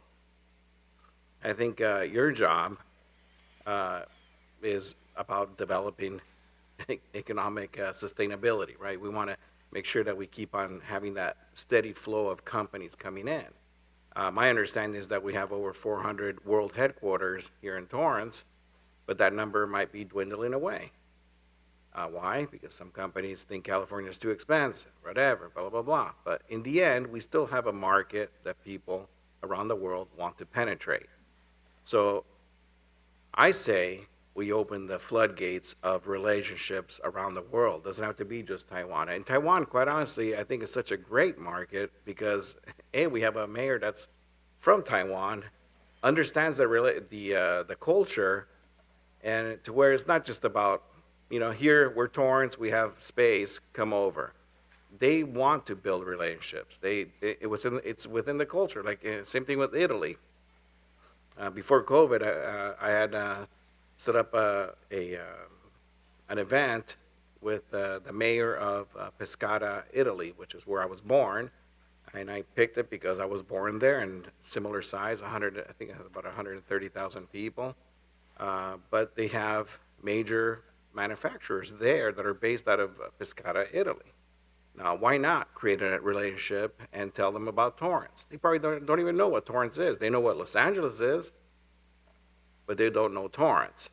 So if they are going to come to the greater Los Angeles area, eventually, one of those companies, guess what they're going to do? They're going to possibly hire a local commercial realtor that's going to give them space wherever they can find it within the greater Los Angeles area without even taking into consideration the relationships that are needed to actually put that business together and grow it.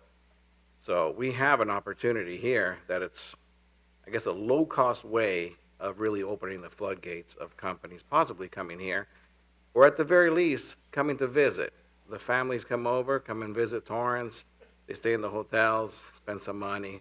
But the bottom line, I think it's such a low-cost investment into building relationships that I'm surprised that we're even talking about it this intensely. So I'm 100% behind this, and I 100% behind expanding it into Pakistan, wherever. I think there's a lot of opportunity out there that are being missed by not creating these relationships. So, thank you. Thank you. Councilman Kaji. Thank you, Mr. Mayor. And I appreciate this this conversation we're having about the city of Torrance and our international contacts. The Japanese consulate here in Los Angeles was contacted by a Japanese company who was new to the United States, had no connections. So they asked the consul general, can you introduce us to a bilingual Japanese-speaking accountant? And so they made the introduction. The accountant helped them to establish their first entities here in the United States. And as their business grew, they asked their accountant, we'd like to set up our U.S. headquarters. Where would you recommend that we establish that headquarters? So the accountant said, I believe that you should consider the city of Torrance. The reason why is because you have a large bilingual population here. You're close to the ports of Los Angeles and Long Beach and LAX. And so making the connections from Japan to Los Angeles and the U.S. market would be a lot easier. So that company turned out to be Toyota Motor Sales USA. And I think for those of you who had friends working for Toyota, some of you maybe also work for Toyota, you know what the economic impact of Toyota, its supplier chain, Lexus, Toyota Finance, and all the other entities had not only on Torrance, but the entire South Bay, Los Angeles County, and the region. Toyota came from the city of Nagoya, which is the sister city of the city of Los Angeles. So Los Angeles missed out because they didn't have enough land. That's why my father recommended that they come here to Torrance. So I believe that it's not just in Asia, but the value of relationships and getting to know people, especially those in the C-suite who have the authority to make the calls and to greenlight new projects is invaluable. But those relationships can only be built not via a Zoom call or by emails. You have to make the personal contact. Since I mentioned that I did serve on behalf of the state of California for 7 years in Asia, most of my time was spent visiting various companies, meeting with their CEOs, meeting with their managing directors, sitting in the lobbies and seeing representatives from the state of Texas, the state of Ohio, commercial officers from all the various embassies, whether it was in Japan or South Korea. We have to understand that this is a global competition for jobs and for capital. It just doesn't happen on its own. Panasonic DVD's plant that used to be here, I brought that deal here to Torrance. I worked with Brian Sunshine. We brought them here. They created 500 jobs. And so during the course of DVDs, we saw that benefit. So for someone who has been involved in economic development, specifically foreign direct investment, I understand what it takes. And if anything, I would hope that everyone here on the council, everyone here in our city, can fully leverage their personal connections, whether it's cultural, whether it's through language, whether it's through your particular business, to bring more business here. Because I'll tell you this, it's no surprise why business isn't staying in California. There's a reason why it's going to Texas or Arizona or Nevada. And unless we're out there promoting our city, promoting the region, we're going to continue to lose out. So that's why I'm a strong believer in building relationships, especially in business. Thank you. Councilman Griffiths. Thank you, Mayor. My recollection is that we did have some previous other sister city arrangements in the past. Do you have recollection of that, Fran? I think there was one. The only one I'm aware of was Ankara, Turkey, I believe, a long time ago. And what happened with that? Do you have any recollection? I believe there was some community pushback, and the city of Torrance decided to not continue that relationship. But I would have to do some research just in it was a long prior To conversations. anybody's knowledge, nothing ever really came of that from any business or cultural? I'm not aware, Council. Yeah. I'm Chaparian, City Manager. Thank you. And again, we can have relationships. When the mayor goes to Taiwan, he can meet with as many companies as he would like. And we don't have to have a friendship city arrangement for him to meet with them, to talk with them, and ask them to come visit Torrance about considering their business expansion. We don't need all that.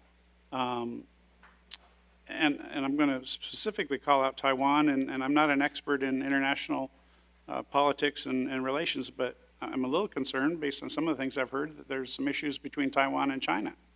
And if we were to start up a relationship with Taiwan and all of a sudden there's some significant issues between those countries, do we want to be involved in that and expending our time and energy, and do those businesses even want to consider looking outside to do things? So that's a huge concern for me as well, the international things that, again, in my mind, for the limited opportunities that we have for bringing in big businesses that are going to make a significant financial impact on our city, I think our opportunities are better closer to home than they are going around the world.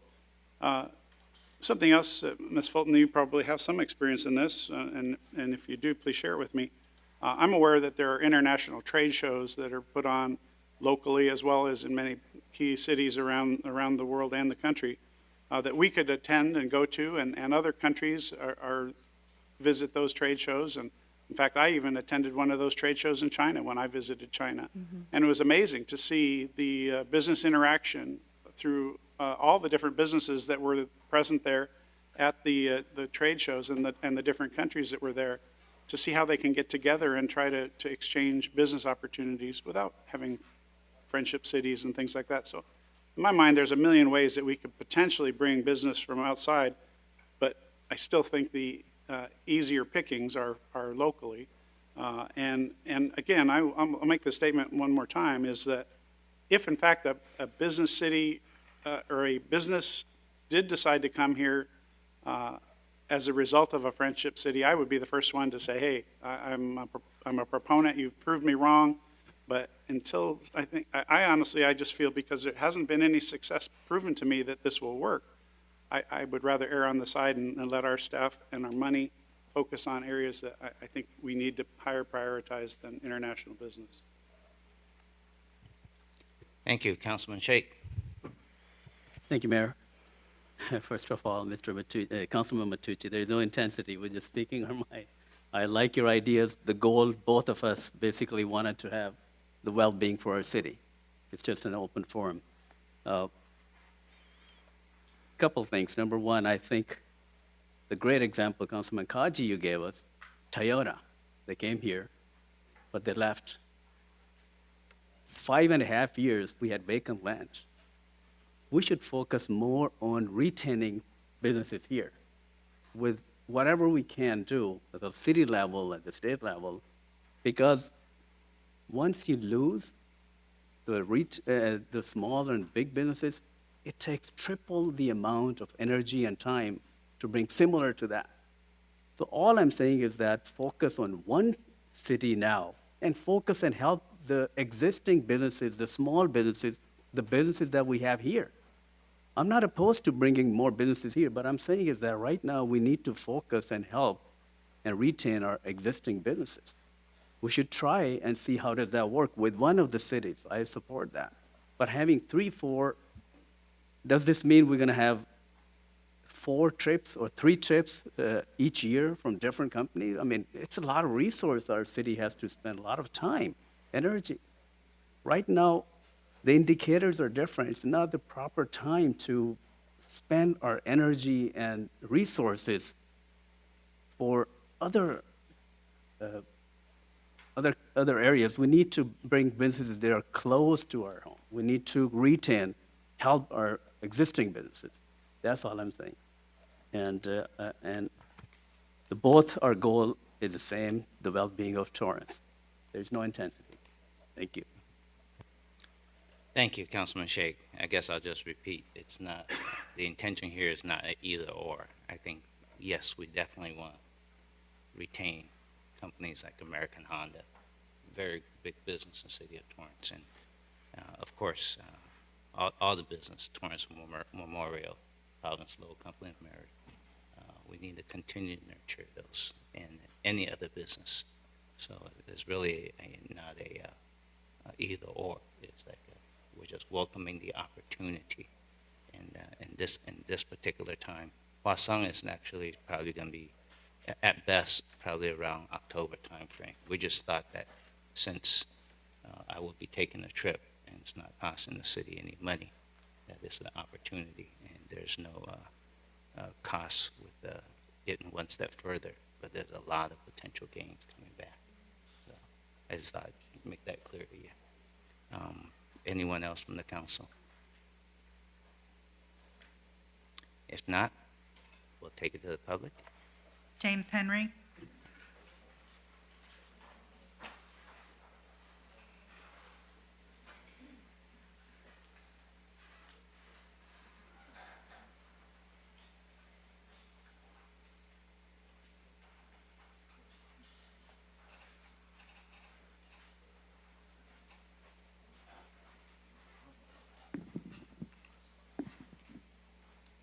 I have some questions regarding this agenda item. Have these potential Asian friendship cities been informed and educated on the hardships of developing such a friendship with the city of Torrance, such as the cost of housing in our city, business regulations imposed by the state of California that makes it harder to do business in our city, especially environmental regulations, the highest gasoline prices in the whole nation, known as the United States of America,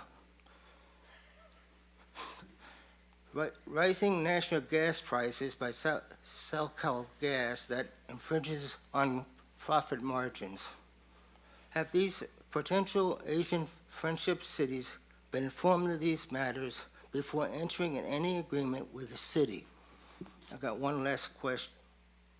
Unless he can get me a job, I need the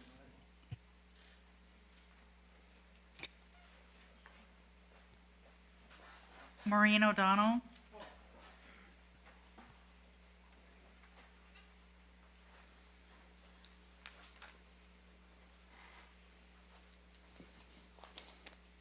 Where is the economic and cultural outreach to countries of Europe, the Middle East, Africa, developed countries in Scandinavia, Italy, Germany, England, Belgium, France, I'm sure would have business people ready to come here, ready to set up.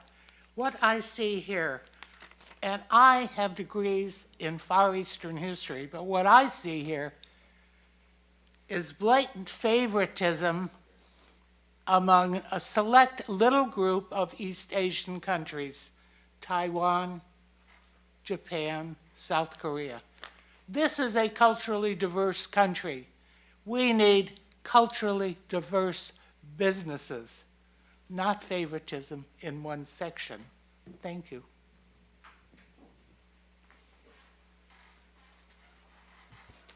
Thank you. Anyone else from the public? Hello, this is Porchop again. Mr. Matucci was right. The floodgates are not going to open, but it's open already. You know, Toyota, bang, 770,000. California left. The floodgates are open. Now, one question. Sling came here, it was no friendship city, no sister city. They came, they got a license, they got city license, these SOBs, and they flying and they making money and they screwing people out of $50,000, $60,000, $70,000. They doing great business. They did not need friendship city. Toyota is gone. Every business is moving out of California. You guys are the most expensive city. Housing is lots of money. Everything is high. Why would they come here? Thank you very much. Anyone else from the public?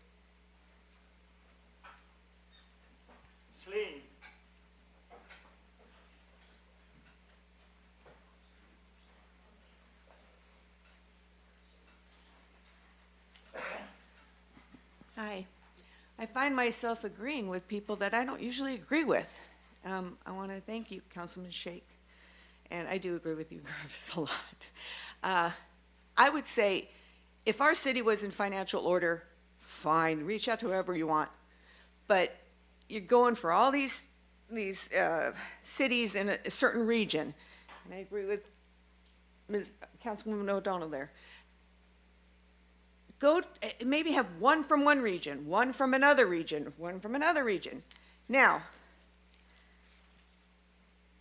I just want to say we did have another sister city because I went to England when I was 18 on an exchange program like you're doing to Japan. My sister went to Japan, I went to England. So there is that, just to let you know. You want to bring these people here, and are we a conservative city? Because I've heard we say we're a conservative city. You want to take them, bring them here? Let's take them to the drag queen show. Right? We're going to have a drag queen show? Is that where you want to take them? I'm a little bit ticked off about that. Anyone else from the public? I see some council members clicked in, but I just want to finish with the public first.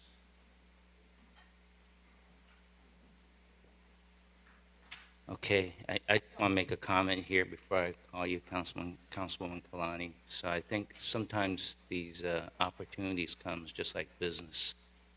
You need to be ready and prepared. And in this case with Taiwan, it's probably not coincidental that since I got elected as mayor, there became more interest.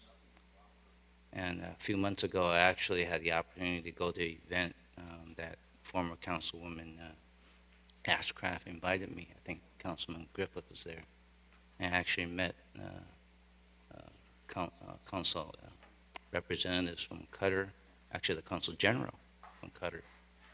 He actually made an appointment to come here, and he got sick, and he took a rain check. So if the opportunity comes, we will start a dialogue. Met the council representative from the country of Hungary, actually. And so it depends. Sometimes you have to nurture the relationship to see where it goes and see if there's interest in a potential win-win. So,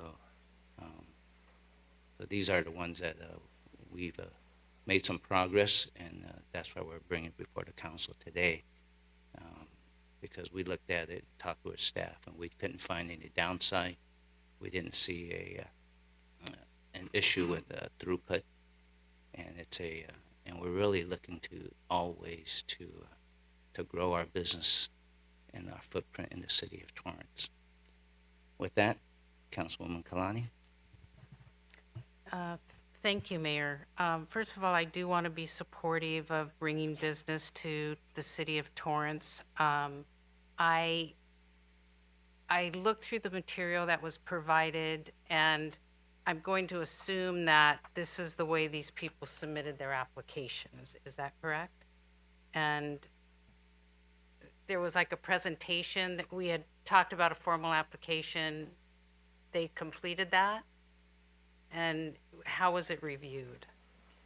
We have added the application online now, so it actually is open to any other international city that would want to apply as well. Okay. The way we addressed these was they had provided this information to us, which pretty much answers the questions to the applications. So if we want to actually fill out the applications for them, we can. But at this point, it's presented to the council for you to review to determine if you want to proceed with them. And has a commitment been made to these cities already? We have told them that we have an approved Friendship City program now, so at this point, it's up to you approving the agreements with them in particular and the resolutions, and then we would sign with them. Thank you so much. And is there a length, is there a sunset date, or is this forever? The friendship, I know Kashiwa was re-signed at 50. No, I think when we talk to them, this could be terminated at any time. There's no time commitment or time committed. Yeah. With any party could terminate the Friendship City relationship.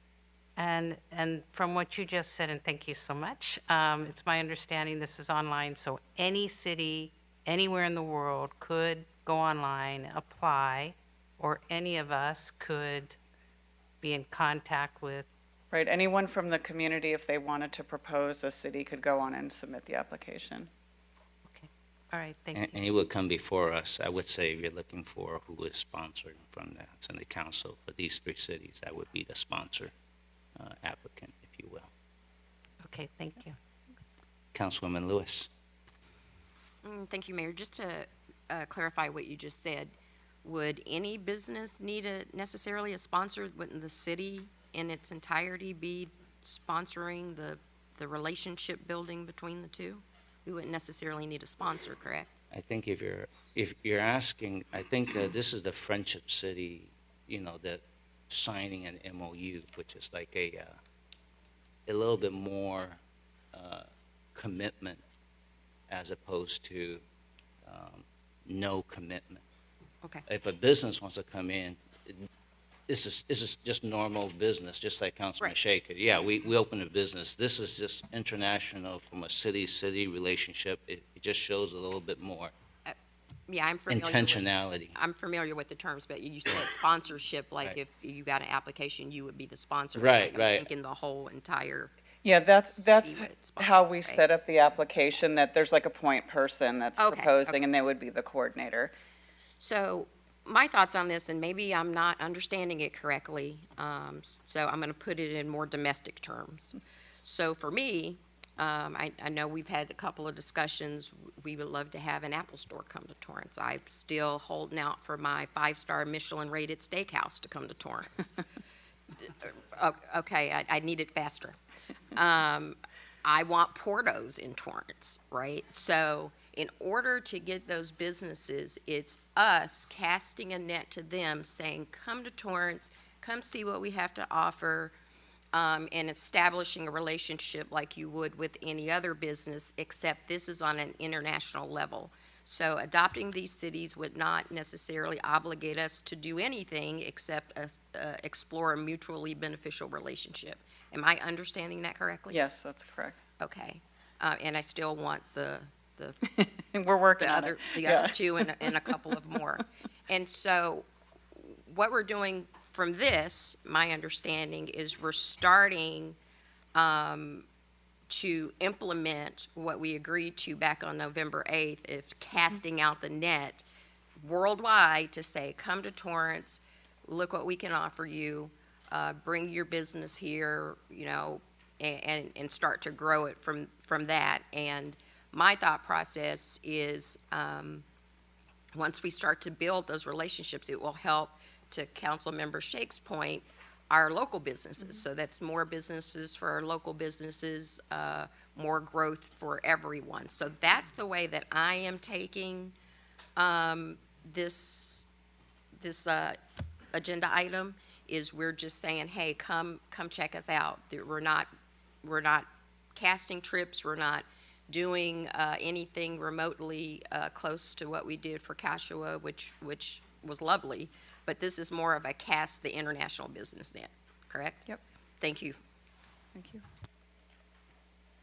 And Councilman, to piggyback, Adam Chaparro, City Manager, you are right. On November 8, 2022, Council did approve the Friendship City program and pursuing agreements with Changhua, Taiwan, and Hwasong, South Korea, just as a point of clarification. So for me, I'm like, I would be willing to send letters out to anybody that I possibly could worldwide and say, come on in, look what we have to offer, because at the end of the day, it would just be beneficial for all of us, although we do have some issues within the state of California, but maybe we can, you know, work our way around being business-friendly in Torrance, which is one of the goals that I think we all have on the council. So thank you for clarifying that for me. You're absolutely right, Councilwoman Lewis. It's being a little bit more intentional. I believe the sister city relationship with Cashua, there was not as much emphasis intentional on bringing in some businesses. It was more the cultural exchange emphasis. And having one in 50 years, you know, to some people it's kind of shocking that a city of our size only have one international city relationship in our last 100 years. But Councilman Griffiths. Yeah, thank you, Mayor. One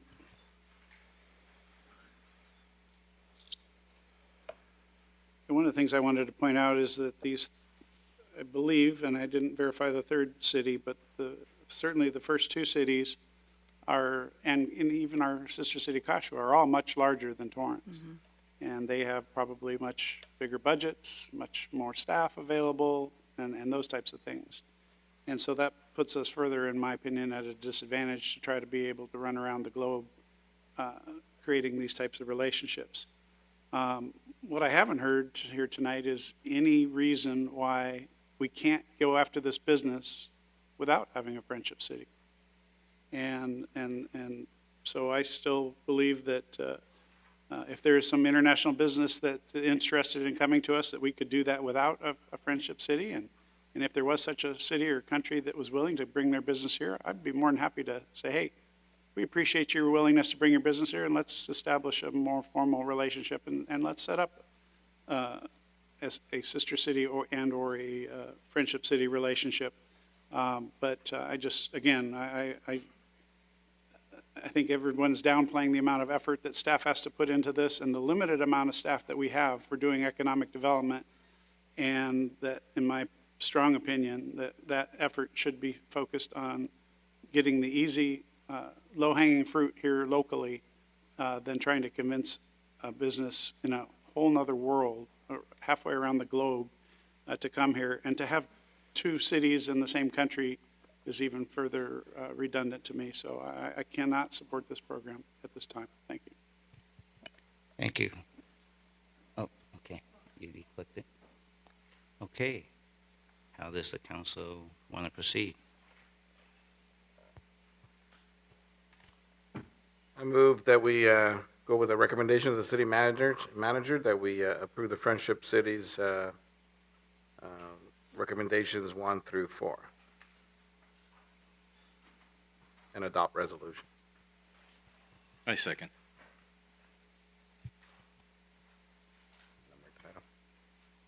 Would you like me to read the title? Yes, please. City Clerk, please read the number and title, please. The first is resolution number 2023-14, a resolution of the City Council of the City of Torrance, California, authorizing the establishment of a friendship city relationship with Busan City, South Korea. Resolution number 2023-15, a resolution of the City Council of the City of Torrance, California, authorizing the establishment of a friendship city relationship with, Mayor, could you help me with that? Zhanghua. Taiwan. And the last one is resolution number 2023-16, a resolution of the City Council of the City of Torrance, California, authorizing the establishment of a friendship city relationship with Tainan City? Tainan. Tainan. Kind of like Taiwan. City, Taiwan. Move to adopt resolutions 2023-14, 2023-15, and 2023-16. That's I it. second. Start voting, please.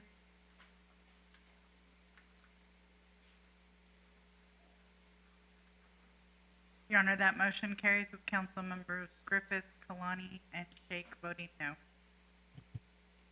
Thank you. We're now moving on to item 9D from the City Clerk and City Attorney. Is there a staff presentation? There's no formal presentation, Your Mayor. I'll just go over the item.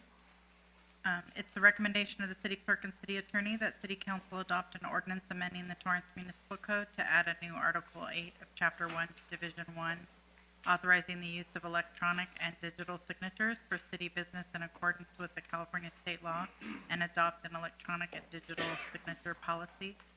The City of Torrance has been using traditional wet signatures for documents between the city and external parties. The process generally takes from days to weeks and involves steps like printing, scanning, mailing, and constant follow-up with the vendors to receive the contracts back. The city desires to implement industry best practices using electronic records and electronic signatures to effectively manage documents in accordance with the California state law. And this came to light especially during the COVID era. The electronic and digital signature policy is set to set forth guidelines for the use of electronic signatures by the City of Torrance. This policy will establish the requirements for the use of electronic signatures in lieu of manual or wet signatures. The policy shall be used by city departments to increase productivity and ensure the convenient and timely access to city information by using electronic signature technology to collect and preserve documents quickly, securely, and efficiently. Sorry, getting late. This policy furthers the city's goal of efficient business practices by reducing the consumption and storage of paper and the maintenance and supply of copiers and printers. Affixing an electronic signature to a document in a manner consistent with this policy shall satisfy the city's requirement for signing a document. One of the goals for the city clerk's office is to have the ability to route contracts as well as other documents electronically, and this would move us forward towards that goal. I would like to thank City Attorney Patrick Sullivan, City Manager Ram Karian, Assistant City Manager Danny Santana, Communications and Information Technology Director Andre Yermakov, and the Community Development Department team for reviewing and providing input to this policy. The City Attorney and I are available for questions. Thank you. Are there any questions from the council? If not, anyone from the public? Mayor, I Comment? have a question. Oh, there you go. Councilman Shake. Thank you, Mayor. Thank you, Ms. Boya. Just a couple clarification questions, if you could, please. What's the threshold on this? Would you have like 10,000, 100,000, or across the board? It's open. There is no threshold on the amount, the amount of the contract. And when you mentioned here with stringent verification requirements. Could you elaborate on that for me, please? We're required to follow the California state law, so we're currently looking at DocuSign. They have all those components built into it to allow us to rely on that electronic or digital signature as the original signature. It would just be following the California state guidelines. No, but I think I'm asking, you say some verification requirements. How are you gonna verify? Let's see, you have to send me a document that there's something coming, and would you agree or not? So if I say no, you're not gonna have that signature, right? And then you won't have an agreement with the city of Torrance. So if you're a vendor, you have every reason to want to do it. That's the advantage to it. It speeds up the process. It gets the vendors, especially on large projects where they may not be local. It speeds up that process. Also with county, state, and federal agencies, that speeds up that process dramatically. Actually, let me just jump in. As part of the LA County Sanitation District board member, they already have that. Recently, they sent me a few items for me to sign, and it's electronic signatures. I think so it's done in a very safe way, encrypted, and I think real estate agents use that already for many years. So we're actually, we're catching up. Actually, I believe this is something we should have been probably trying to get in years ago. So we're just catching up to 21st century. DocuSign, I'm very well aware of that, but I'm just questioning if besides DocuSign, is there any other mechanism in place, or this is the only way we're gonna go? There are other vendors available. The Secretary of State keeps a list of vendors that are approved as long as they comply with the California Uniform Electronic Transactions Act, which is UETA, as well as the California Code of Regulations. Anyone who meets those standards would be allowed to, as long as the clerk and the city manager approve it, we could use those companies. Obviously, it's a lot easier just to use one. Okay. Thank you. Thank you, Mayor. Councilman Matucci.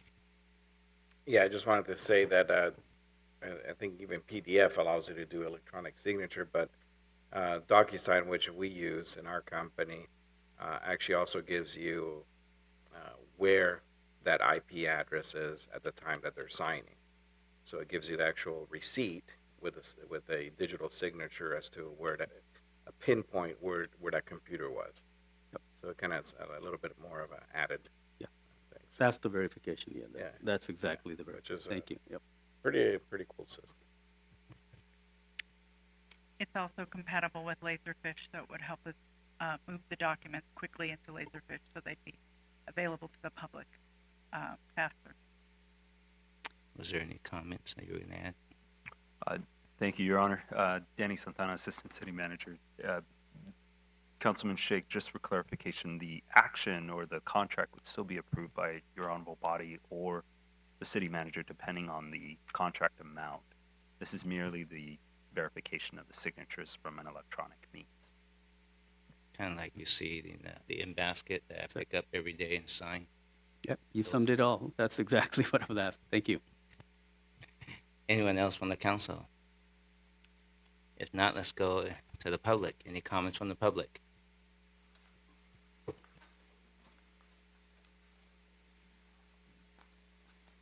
Hello, this is Andy Porchop again. I just speak on this matter because you guys took 2 hour recess. All right. I don't know if you remember the cyber attack the city had.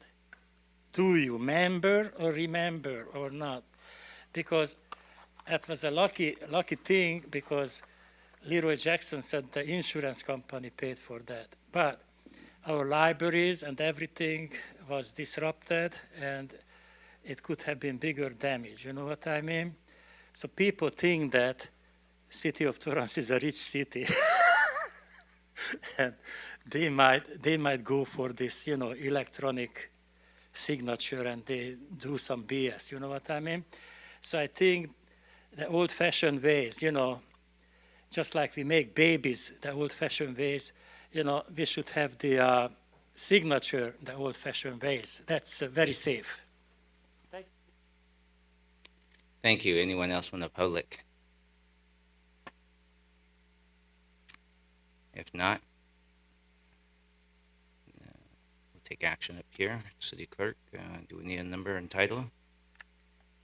Yes, Your Honor, this is ordinance number 3913, an ordinance of the City Council of the City of Torrance, California, amending the Torrance Municipal Code to add a new Article 8 of Chapter 1 of Division 1, 11.8.010, authorizing the use of electronic signatures. Motion to concur and adopt ordinance number 3913. Second. Start voting, please.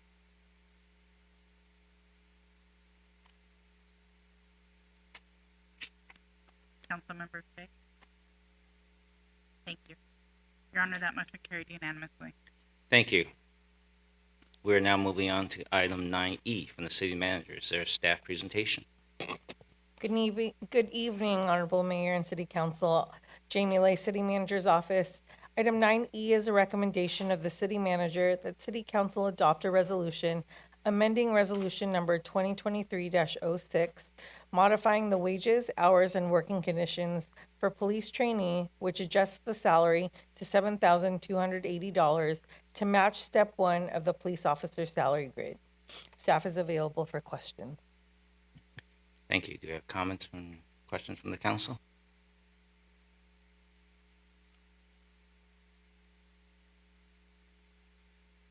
If not, do we have comments from the public?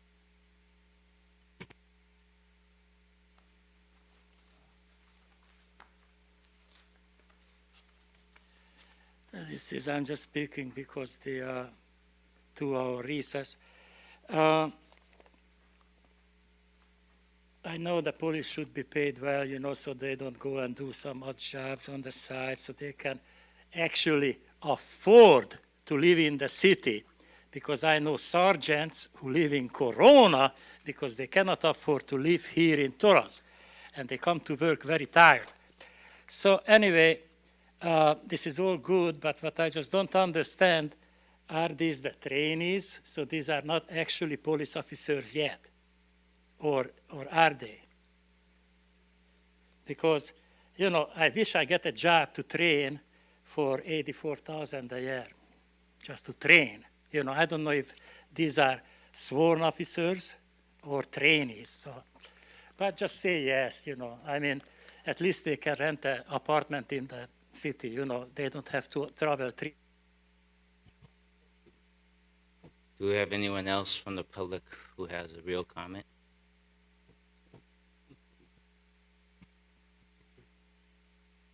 All right, so as stated in the attachment, it says police training.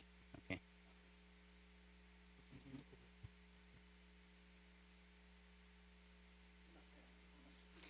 Okay, I'm with you. I don't necessarily like it all either, but he's here. I will say, and I feel like I have a real comment in that I am for it. I think you should pay our police officers to train, to do whatever they need to do their job good, well, excellent. These guys pisses me off. They have a high-risk job. They deserve to go home every day. People crap on them, and they shouldn't have to deal with that. That's all I got to say is, let's take care of our people here before we start taking care of anybody else. I cherish these people. We're getting too many bad things coming to Torrance, too, lately. So let's spend our money at home for these guys. They're risking their lives for us.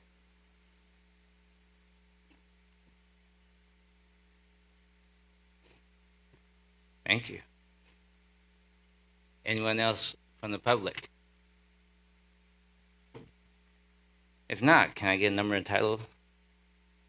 Yes, Your Honor, this is resolution number 2023-17.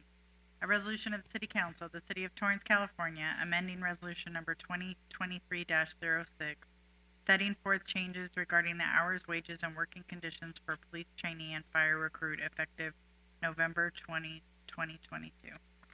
Move to adopt resolution 2023-17. I second. Start voting, please. Your Honor, that motion carried unanimously. Thank you. We are now moving on to item 9F from the city manager. Is there a staff presentation? Jamie Lay, City Manager's Office. Item 9F is a recommendation of the City Manager that City Council adopt resolutions updating the benefits section for City Attorney and City Manager in the amount of $2,436. This item updates the city contribution for health insurance. Staff is available for questions. Thank you. Do you have questions from the council? If not, do we have comments from the public?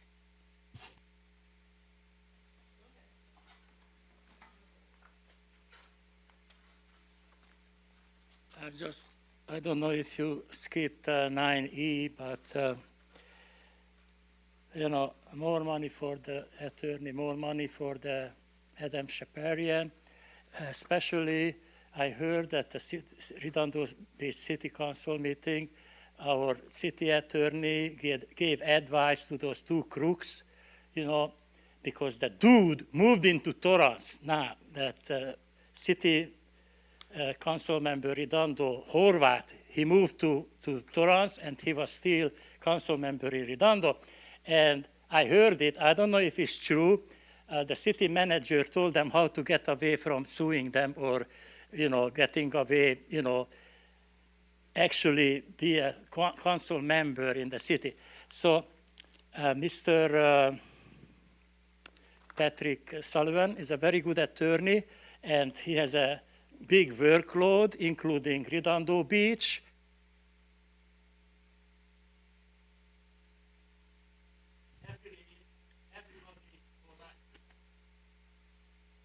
Anyone else from the public?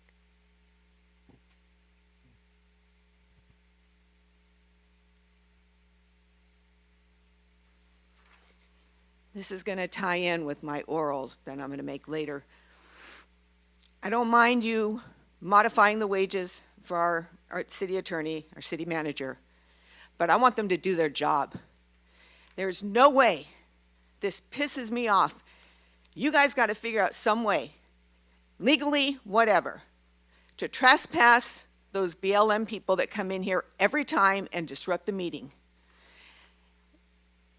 2-hour wait. All these people had to wait. You're not hurting BLM.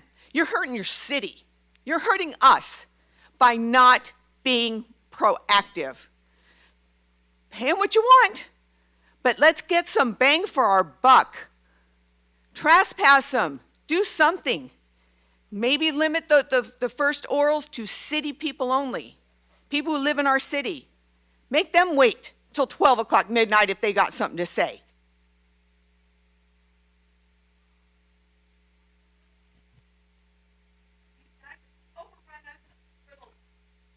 We got it. Understand. Thank you. Anyone else from the public? If not, we'll bring it up here. City Clerk, may we get a number and title, please? Yes, Your Honor.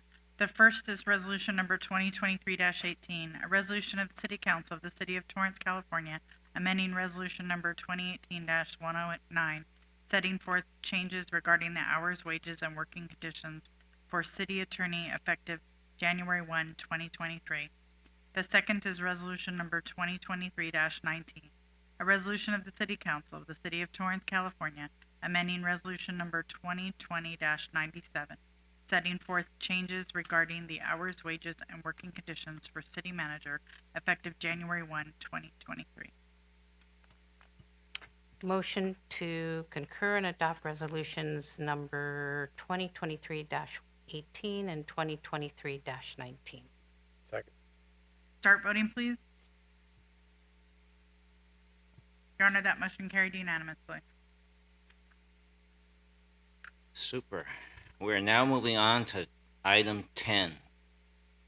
Hearing item 10A. Now is the time and place for public hearing on agenda item 10A to adopt an ordinance amending Torrance Municipal Code by modifying sections 46.1.2 definitions and 46.7.3 exceptions of Division 4 Public Health and Welfare, Chapter 6 Noise Regulation to exempt stationary generators for residential use from the strict application of the noise standard. Has this matter been properly advertised? Yes, it has. Thank you. Is there a staff presentation? Good evening, Your Honorable Mayor, council members. Michelle Ramirez, Community Development Director. On November 15th, 2022, your honorable body directed staff to amend the Torrance Municipal Code to exempt backup generators on residential properties from the noise regulations during an emergency, utility power outage, or routine testing and maintenance.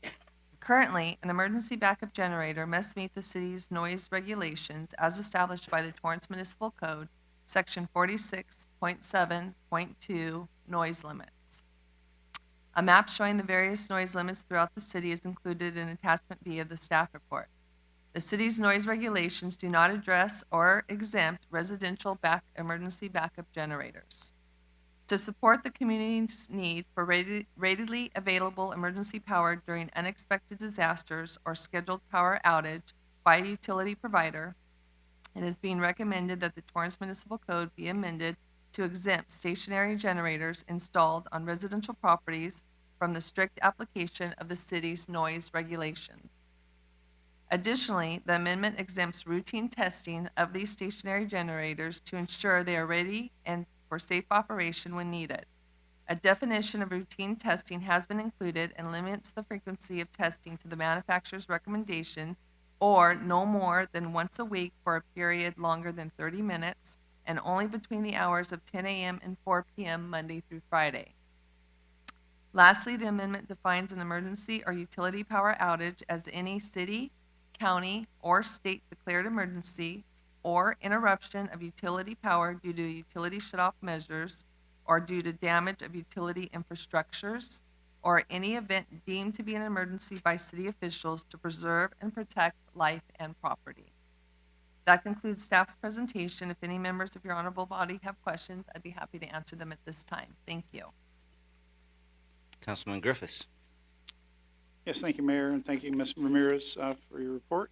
I was the one that brought this forward to council, and I thank you for bringing this back and doing all the work necessary to put this ordinance together. And I just think it's a really reasonable thing to allow for emergency use only, with the seemingly growing unreliability of our electric system. And since Torrance has no control over our electric system, I just feel that this is a very reasonable thing to do for only emergency use and only for occasional testing during very limited hours. And the only question I have on it is if someone's power was shut off because they didn't pay their bill, would that qualify as an emergency? No, I would not. Okay, that was the only question I had. Thank you so much, and I strongly support this. Anyone else from the council?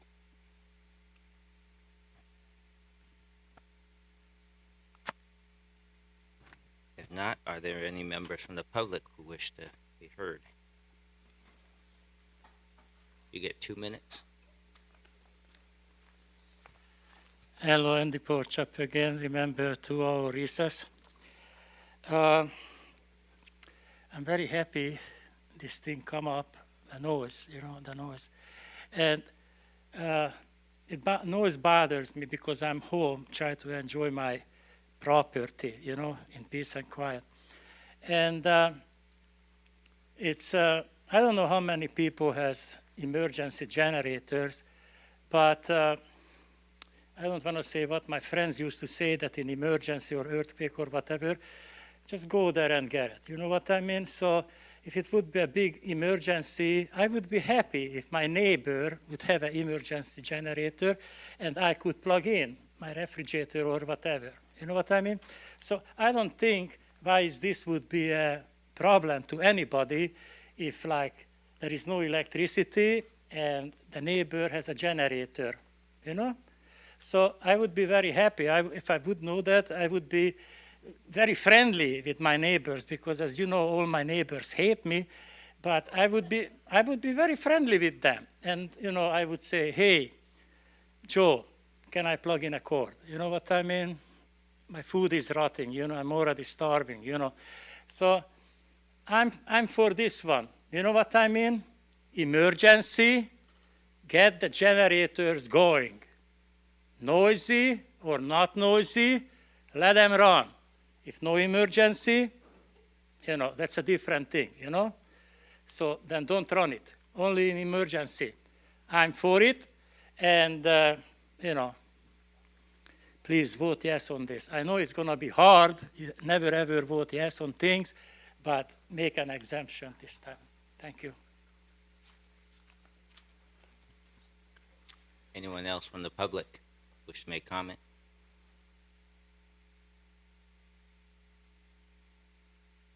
If not, I'll take a motion to close the public hearing. Move to close public hearing. Second. Start voting, please. Your Honor, that motion carried unanimously. At this moment, I'm going to ask the clerk for a number and title, please. Your Honor, this is ordinance number 3914, an ordinance of the City Council of the City of Torrance, California, amending sections 46.1.2 definitions and 46.7.3 exemptions of Division 4 Public Health and Welfare, Chapter 6 Noise Regulation of the Torrance Municipal Code to exempt stationary generators for residential use from the City of Torrance noise regulation. I move to concur with the recommendation of the Community Development Director and adopt the ordinance and the ordinance summary for publication. Second. Start voting, please. Your Honor, that motion carried unanimously. Thank you. Now is the time and place for public hearing on agenda item 10B. To conduct a public hearing regarding the following. 1.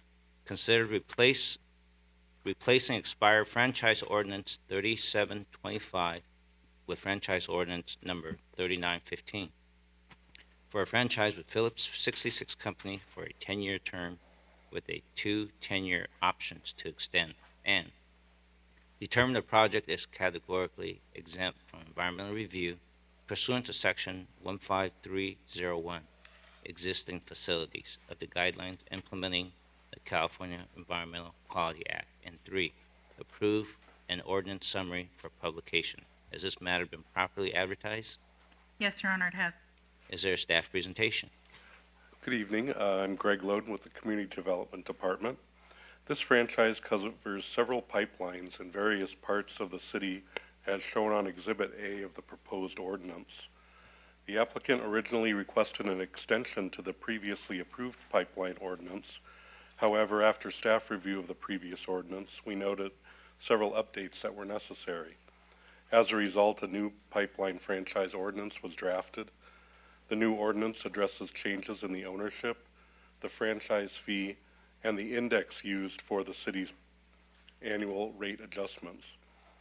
The review of the franchise ordinance was coordinated with the city's pipeline consultant to ensure the compensation is competitive in the local market and it includes all the necessary updates.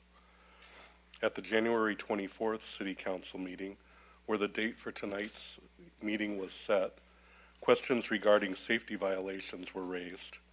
In consultation with the State Fire Marshal, who has exclusive safety regulatory and enforcement authority over pipelines, we've noted that there are no violations in the pipelines covered by this agreement. These pipelines are considered proprietary and the rates are subject to negotiation with the city. In 2022, this franchise brought in a revenue of approximately $121,000 to the city. The new franchise ordinance is estimated to bring in approximately $70,000 more per year in revenue if approved, subject to annual adjustments. Additionally, the city will be receiving a granting fee of $15,000 for the extension. This action is categorically exempt from CEQA under Section 15301 as it involves the licensing of existing facilities. At this time, staff recommends that the City Council adopt a categorical exemption, introduce and adopt a franchise ordinance, and approve an ordinance summary for publication. This concludes staff's presentation and we are available for questions. Thank you. Thank you. Do we have any questions from the council? I don't see any. Do we have anyone from the public who wish to make a comment? You have 2 minutes. I don't know how I'm gonna manage to talk for 2 minutes, but I'm gonna do my best. Anyhow, so I'm for this issue because people think that electricity and electric cars and all that stuff, you know, I'm not into that one too much. But we need the oil, you know, everything and tons of things made of oil, you know. You cannot manufacture things out of electricity. You can run things with electricity. Anyhow, so, and this company wanna do business with us, and then we have the oil. You know what I mean? Because like your next door city, you know, Redondo Beach, they could buy the power station for $40 million. No, they're spending $1 million and 2-3 million here, there to tear down things and make things worse in the city. So if you are smart, you hang on to oil. You hang on to oil because electric cars this, computer this, and you know, they're running on electricity, but also oil can generate electricity. And we need the oil and be friendly with the oil companies. Torrance was an oil city. Oil companies made the city. So, and they were here. They are still here. So hang on to them. Hang on to them. And if you're smart, this is just a business advice, go bid for the electric power plant in Redondo Beach. You know, get a loan, get your friends from Taiwan to invest with you, you know, and provide electricity. And, you know, you can burn some oil there too, you know. So you make money buying oil, and then you make money selling electricity. Thank you. Thank you. Anyone else from the public? If not, I'll take a motion to close the public hearing. So moved. Second. Start voting, please. Your Honor, that motion carried unanimously. Thank you. Can we get a number and title, please? Yes, Your Honor, this is ordinance number 3915, an ordinance of the City Council of the City of Torrance, California, repealing ordinance number 3752 and granting to Phillips 66 Company, a Delaware corporation, a franchise to construct, lay, operate, test, maintain, use, renew, repair, replace, move and remove, or abandon in place a system of pipelines and appurtenances for the purpose of conducting, transporting, conveying, and carrying gas, oil, petroleum products, and water on, along, in, under, and across public streets, ways, alleys, and places within the City of Torrance.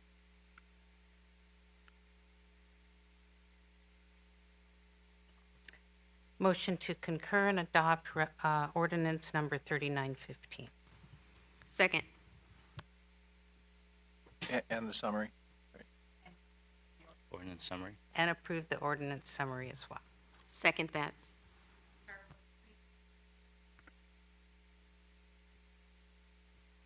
Councilmember Kalani. Thank you. Your Honor, that motion carried unanimously. Thank you. There are no agency agendas and no second reading ordinances. At this moment, we're going to proceed to oral communications number 2. This portion of the meeting is limited to 15 minutes and reserved for comment on items not on the agenda. Under Ralph and Brown Act, City Council cannot act on items raised during public comment, but may respond briefly to statements made or questions posed, request clarification, or refer the item to staff. Speakers on the orals are limited to either oral communications 1 or oral communications 2, and no longer than 1 minute per speaker. Speakers, please turn off your cell phone when you come to the microphone. If presenting handout material to council, please provide 10 copies to City Clerk before speaking. Do we have anyone who did not speak on oral communications 1?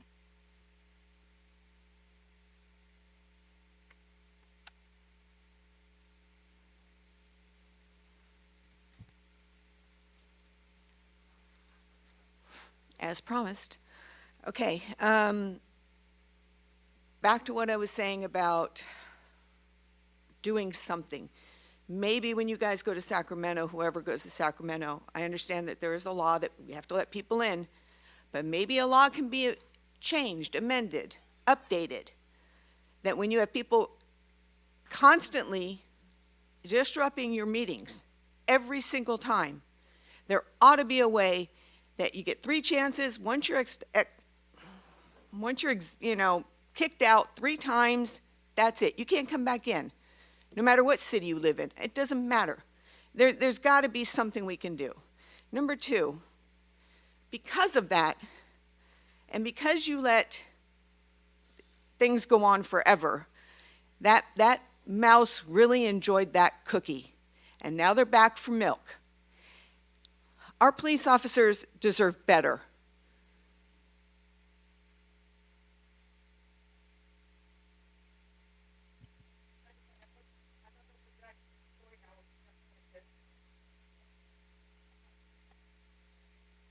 Anyone else from the public? I don't see any. We will start with Council Oral Communications 2. Start with Councilman Griffiths. Thank you, Mayor. It's been a long time since we've been here, and I'm glad it seems like we survived all the storms here locally and got a lot of rain and filled up all of our sumps and cleaned out all our storm drains, and hopefully even helped fill some of our reservoirs around the state. And speaking of that, I was very fortunate to be invited to attend the Urban Water Institute's spring conference last week, where they obviously talked about water issues related to cities and also in a bigger scale, state and so forth, and primarily focused on California and Southern California. And one of the things I heard is we always are talking about a drought, and a drought's a condition. It's not the problem. The problem is that we have a scarcity of available water, and that's something that we do and can control, but we need leadership to make that happen. We'll never be able to control the droughts. That's way beyond our control, but we have the ability to control how we manage the water that does come to us. And there was a lot of other interesting stuff at the conference that was really worthwhile for me to attend, and I established some new relationships with a bunch of water folks since there was very few elected officials there. But it was a very worthwhile conference, and that's it for me for tonight. Thank you. Thank you. Councilman Kanji. Thank you, Mr. Mayor.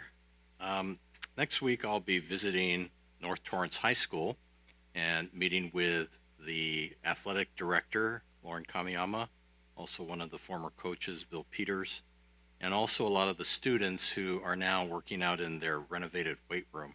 So I was happy to be able to support the renovation, working together with Torrance Unified School District. So as long as they don't ask me to try and move any weights, I'm more than happy to help cut the ribbon. So I'm looking forward to that. And everyone out there, stay dry and stay safe. Thank you. Thank you. Councilwoman Kalani. Thank you, Mayor. I don't have much this evening, just to say good night and stay warm and dry. Thank you. Thank you. Councilwoman Lewis.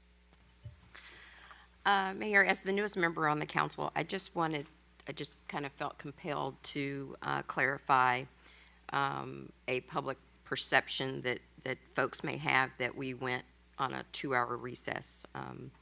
When we leave here, we go back into our closed session to finish the business that we could not finish before the council meeting starts at 6:30.